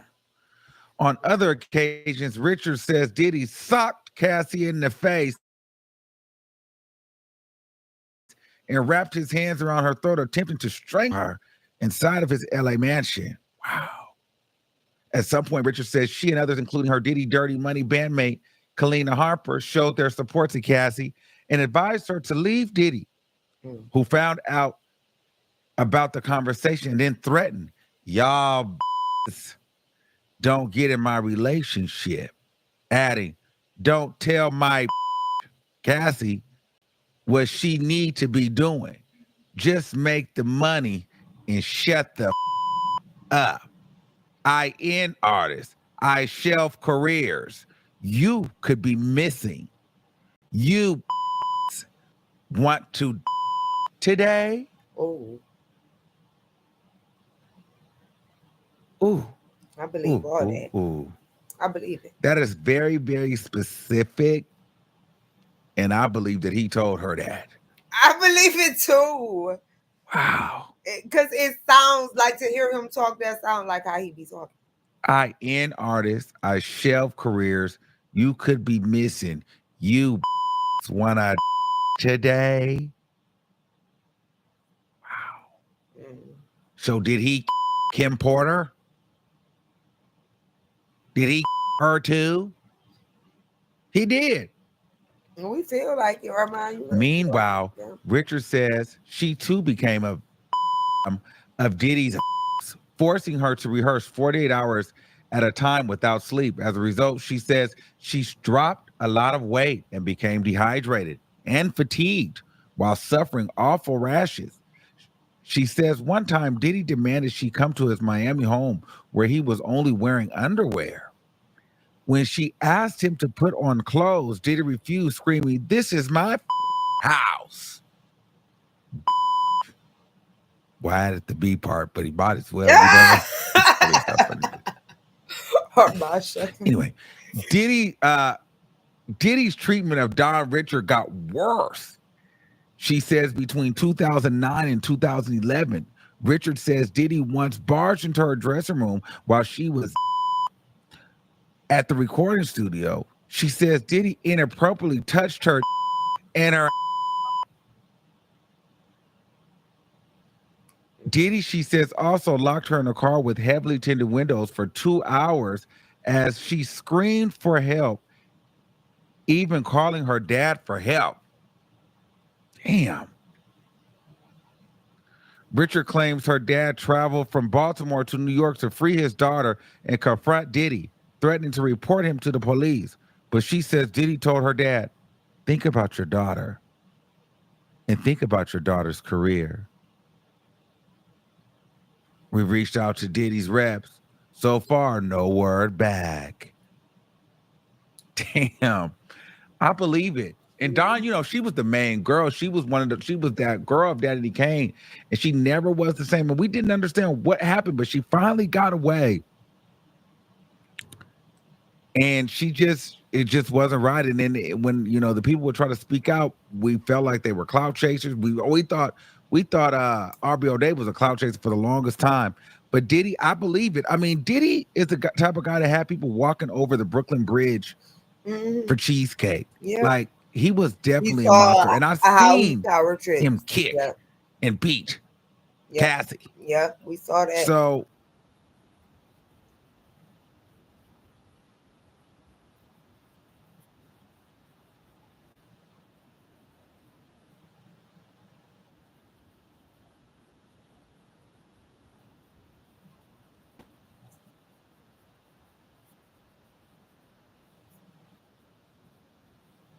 Mhm.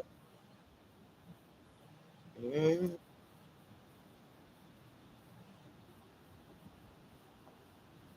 Mhm. Yep.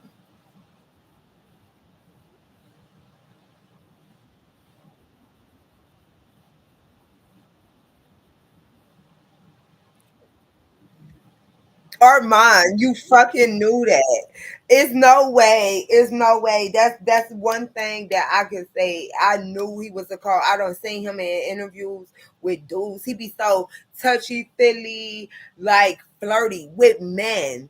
Like it's no way, Armand, you're part of the community and you didn't know that Diddy's part of the community. I don't believe that. I don't. He's too fucking flirty. He's been and always been that way. He's always been that way. Like, I ain't surprised. I ain't surprised not one fucking bit at all.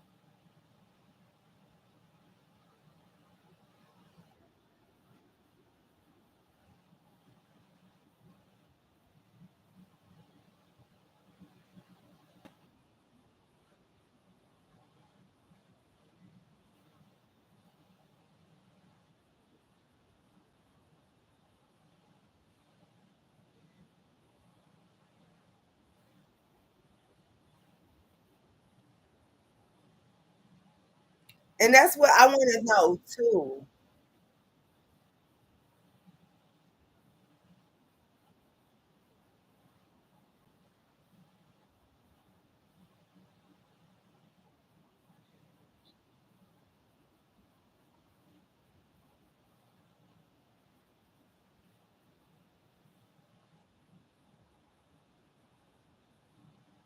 And that one girl that was with Danity Kane, she ended up, she was on Maybach Music. Kalina, bitch, that's the one who had the husband and the girlfriend on Love and Hip Hop. Bitch, come tell us what's going on. What was going on with Diddy Dirty Money? Now's your time to shine, bitch. We ain't heard from you in a long periodically time. Come out and tell us what happened. Everybody else is. Everybody else is. But Diddy for sure he's still out here like doing shit, making money. I believe that. But come on out and tell us. Come tell us what's up. Everybody else talking, you come tell your story. The hell. Yep, I believe that. I believe that wholeheartedly. I believe that wholeheartedly. The motherfuckers.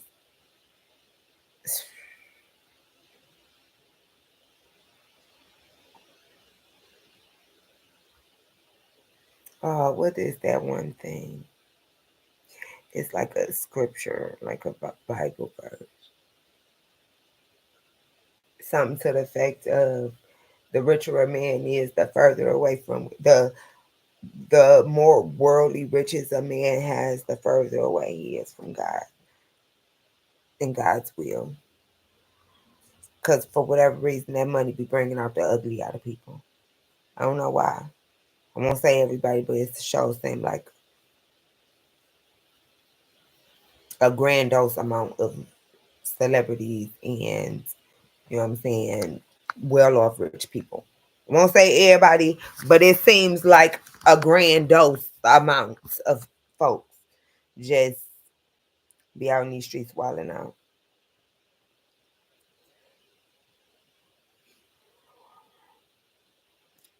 I'm sleepy, y'all.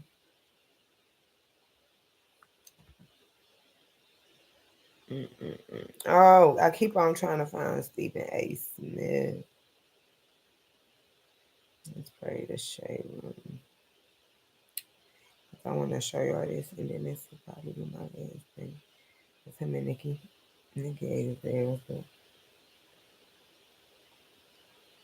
Shannon Sharp got caught on live. He said it was an accident. I don't know how you accidentally go Instagram live. I don't know how you accidentally go live on Instagram. But Shannon Sharp went live on Instagram and he was moaning and he was fucking some bitch named Michelle and she was moaning. calling him Poppy and some more shit. Scrap comes out and says that he has another baby on the way. This is the type of nigga think that he's surprised. Baby, you got like 3-4 baby mamas. Like, nigga, it's nowhere in the fuck you. Your money too spread out for you to be a prize. By the time you get to paying child support, alimony, everything else, you got to divvy out. Like, you ain't even got much to give a bitch. So while you talking like bitches gonna die alone, nigga, that just might be you. You might die alone. You got a whole lot of shit going on. Fuck. Okay, here we go. We don't get into this. Niggas like that. It's always a nigga like that. Niggas that's really the prize don't even engage in them conversations at all. But anyways.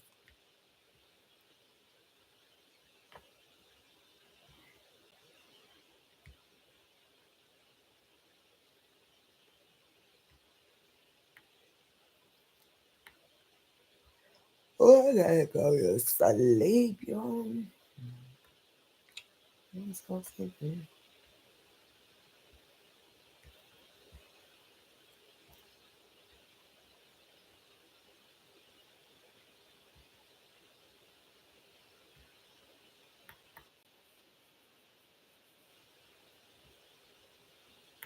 Let's see.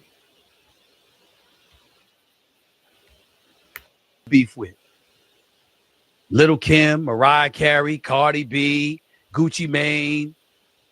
I'm just looking at all of this stuff. Taylor Swift.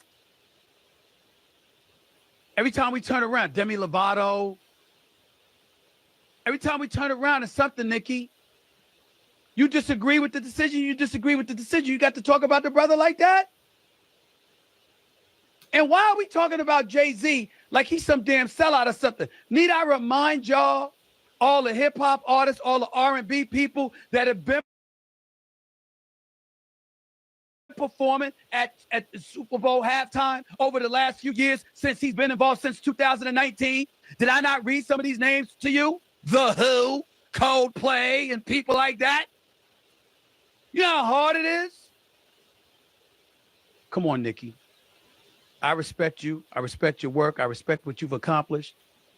Who else you gonna get in the beef with? Little Kim, Mariah Carey, Cardi B, Gucci Mane.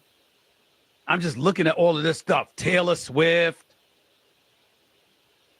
Every time we turn around, Demi Lovato.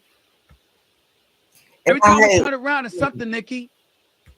You disagree with the decision. You disagree with the decision. You got to talk about the brother like that? For a black man to pull off what Jay-Z has pulled off instead of in terms of making sure that black folks get that kind of center stage to promote their brand and build their profile? How unappreciative can you be? It ain't about you as an individual. It's about us. All of us. As black people. And that brother right there, Jay-Z, has been front and center and pushing the envelope. You gonna call him a sellout? You gonna use the N-word to describe him like that? A sellout? You know what? What's up with that? The hell is that? He don't deserve that. This some BS. You disagree with the decision, I understand. You think Lil Wayne's supposed to be up there, I understand. I got that part. I'm talking about how you talking about Jay-Z. How you talking about Jigga? How you talking about Hov? Really? Knowing all the people that he's helped? For a black man to pull off what Jay-Z has pulled off instead of in terms of making sure that black folks get that kind of center stage to promote their brand and build their profile? How unappreciative can you be? It ain't about you as an individual. It's about us. All of us. As black people. And that brother right there, Jay-Z, has been front and center and pushing the envelope. You gonna call him a sellout? You gonna use the N-word to describe him like that? A sellout? You know what? What's up with that? The hell is that? I really, Nikki, you don't deserve that. Nikki, above everything, I'm mad as fuck you got me up here agreeing with Stephen A. Smith. I can't stand his loudmouth ass. He's so fucking, He act like a fucking housewife. Anyways, it says, oh, look, another paid Laffy Taffy alien who only comes off his knees to turn around and back that ass up. Laugh my ass off. Stephen, we don't care. I'm going to tell you right now, we don't care. If I say more, it'll be your fault. Sit down, ugly. And so that was Stephen A. Smith comments to Nicki Minaj's. I can't stand Stephen A. Smith. Oh my God, you literally don't even understand. Only because I lived with a man. This motherfucker used to be on my TV all the time. I think it was him and was it Skip? It was him and no, it wasn't Skip. That was Shannon. I don't know who it was, but he was talking to somebody else. Him and some other guy will always have a talk, and he'll be so loud. Like I ain't used to men communicating in that way. Like men that I know, I have a lot of men in my family. I've dated men, I've had guy friends, and they don't talk like that. Like only women talk like that. I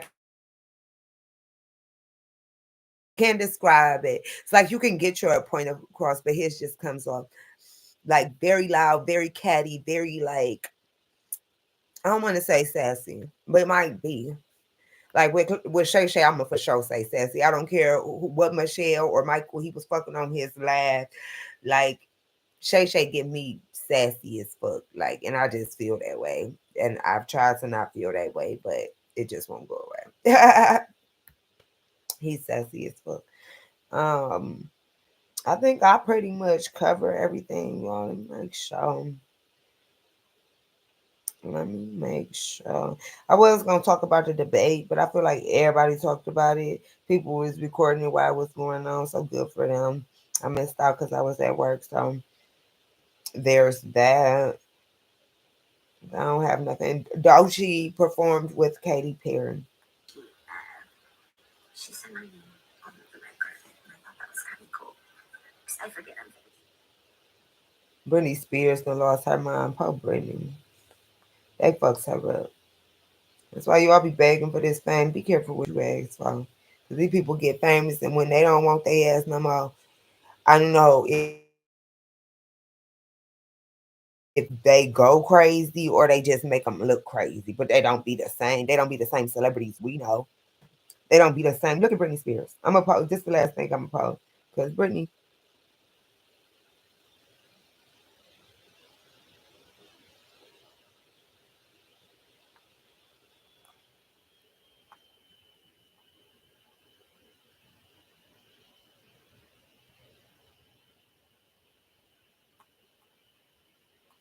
That shit don't make no sense. Like, I'm not a fucking fan.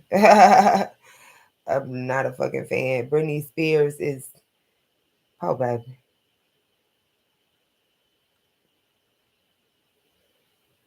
Like, do they be drugging these people? Like, what be making these people go crazy?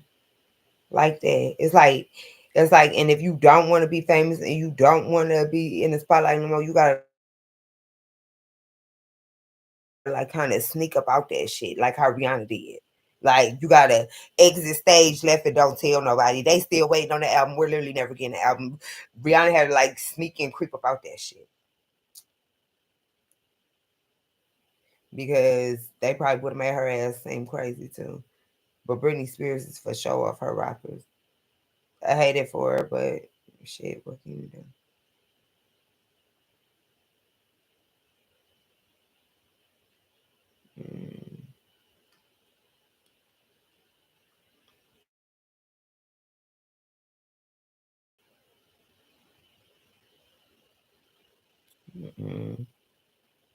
Hold on, I'm trying to find. Maybe it's on the Shade Room. Britney Spears crazy ass. Oh, yep. Let me say that real quick. Because Britney, like,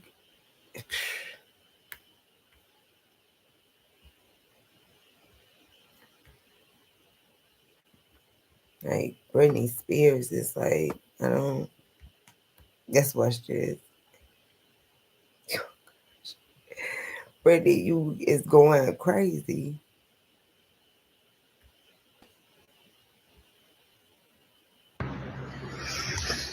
Okay, so did you guys watch the VMAs? I didn't watch the VMAs, but I did see stuff on my phone from YouTube of Sabrina Carpenter. Why is she kissing an alien on stage? I adore her. I love her to death. I didn't understand that part. Why didn't she kiss a girl? Like, that was weird. But I also thought that like the whole thing was kind of like weird altogether. But after that, after watching that, I took a really long bath, and I actually color. I'm into coloring right now. I like to color. Oh my Okay, so goodness! did you guys watch the VMAs? I didn't watch the VMAs, coloring. but I Like did in color coloring like the book? chase Like the coloring like pictures, in and then coloring go back book? over it with like, yeah. I just know why I'm talking about that, or why I'm so. Oh, it's because this Sabrina girl, she said my name on the red carpet, and I thought that was kind of cool. Because I forget I'm famous sometimes. I'm kind of old, but I thought it was kind of cool. The Sabrina girl. What I want y'all to She know was like, and she what said y'all to something like she understand, didn't like everybody who wasn't around at the time that Britney That's Spears cool. was the girl. She Britney made it Spears cool. was every Okay, maybe not. to us And I like the to trace 90s that Taylor Swift the pictures and then go back over it with like, or in Black Rose, whoever else yeah. pertains I just to. know why I'm talking Like about that, or why I'm talking. Christina Oh, it's Milian because was this up there Sabrina girl, too. she said my name. Christina Milian was up there too. I liked Christina Milian. I mean, Christina Aguilera was up there too. I really did like Christina Aguilera, but she wasn't fucking with Britney Spears. Britney Spears was like America's sweetheart. She was like, you know what I'm saying, the girl next door. So to see her go through this, it makes me be like I wouldn't be surprised if a few years down the line, you know what I'm saying, or her, what you call her, Taylor Swift and Kelsey Travis break up, and then she started going cuckoo for Cocoa Puffs. These hoes, I don't know what they do to people in Hollywood. I literally don't know. Sing about it, don't mean I care. I know I've been known to share.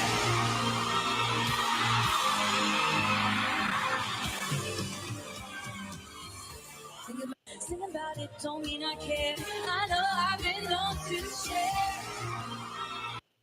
So there's that. That kissing the alien. She said it was weird. It was what it was, I guess. There's that. I think how long I been here? I was gonna try to stretch it out 3 hours. I probably stream tomorrow. For a little get my hours up. I think I should do tomorrow. I gotta go to a football game, but I'll be okay. Oh, I want to show you all Young Miami. Cause shout out to motherfucking her.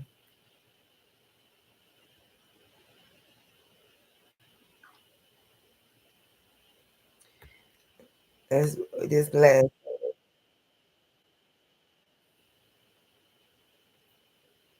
They gonna flag this video. That's why I ain't gonna post it. Cause they gonna flag it.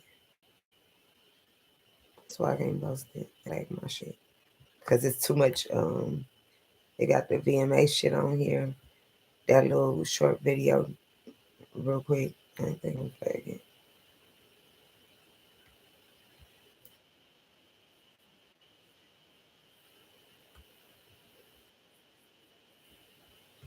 Now watch this. I just want to hear what Young Miami gonna say. I like her. Because Miami, where you at? Because from focus on what your we know is like what we everything. Don't feel like we know is focus. he said something about scary, French Montana, like your and you life. defended French Montana, like you said something to Drake when you wasn't mentioned, but you said Drake said your name first. Yeah, like I said, he mentioned my name, and that's a no. Don't do that, especially when it ain't about no real. But when you do that, okay, then this how we gonna play. That's cool. Mm-hmm. I enjoy that. I can wake up every day and say BBL, Drizzy, or some more. Smoking a joint, listening to the waterfalls and all that, looking at the birds fly. So I want to go into you and Drake. Right. Are you and Drake really beefing, or that was more like a business type of situation? No, I'm not gonna say it's business. He said he mentioned my name. You know what I mean? Because from what we know, it was like what we feel like we know was he said something about French Montana, and you defended French Montana, like you said something to Drake when you wasn't mentioned. Then Drake said your name first. Yeah, like I said, he mentioned my name, and that's a no. Don't do that, especially when it ain't about no real shit. But when you do that, okay, then this how we gonna play. That's cool. I enjoy that. I can wake up every day and say BBL, Drizzy, or some more shit while I'm smoking a joint, listening to the waterfalls and all that shit, looking at the birds fly off. So I want to go into you and Drake. Right. Are you and Drake really beefing, or that was more like a? You know what I'm saying? Easy for me. So But that was a is real- everybody built for this? Is everybody built for this? So it's a real thing. It most definitely could be a real thing. You know what I'm saying? How do you feel about rap beef? I've been a part of several things, but you got to realize, for me, I feel like it's, as an artist, I look at it like sometimes as hustlers, you got to protect your real estate. You know what I'm saying? Easy for me. But So that was a is real- everybody built for this? Is everybody built for this? So it's a real thing. It most definitely could be a real thing. You know what I'm saying? How do you feel about rap beef? I've been a part of several things, but you got to realize. Carisha looks fine as fuck. Shout out to her. I want to see how many views she got on this. Carisha, please. Sorry. I ain't watching it. I'm probably watching it tomorrow. Probably go to sleep tonight watching it. She asked them, do she think that he really got a BBL? He said, yeah. They had a clip of it. She asked his ass. Carisha, please. With Rick Ross. What?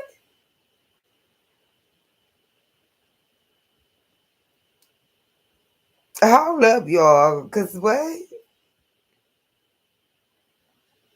I'm surprised.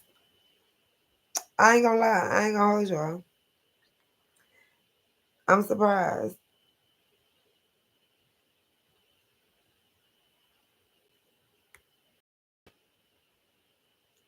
I'm surprised.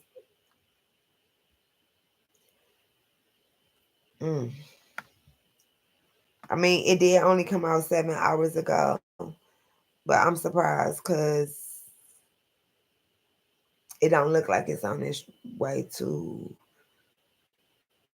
I don't know. I'm surprised. I'm going to watch it. But Carisha looks real pretty. She got the boss on here. It better go up.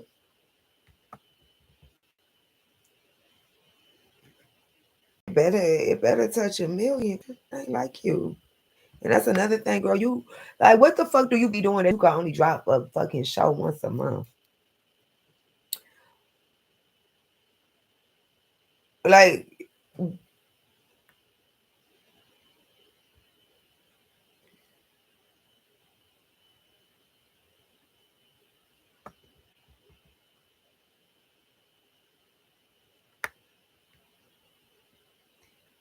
that doesn't make sense to me, Carisha.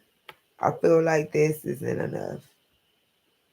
I feel like it should be at 500,000 by now. At least 250,000. It's been 8 hours. I don't know. We'll see. We'll keep a close watch. Yeah, see what happens, y'all. Yep, we'll see what happens. I'll probably do this again. A couple of people like the video. That's nice. Oh, we got 3 likes. Shout out to y'all. Come see me again next time. I'm out. Bye.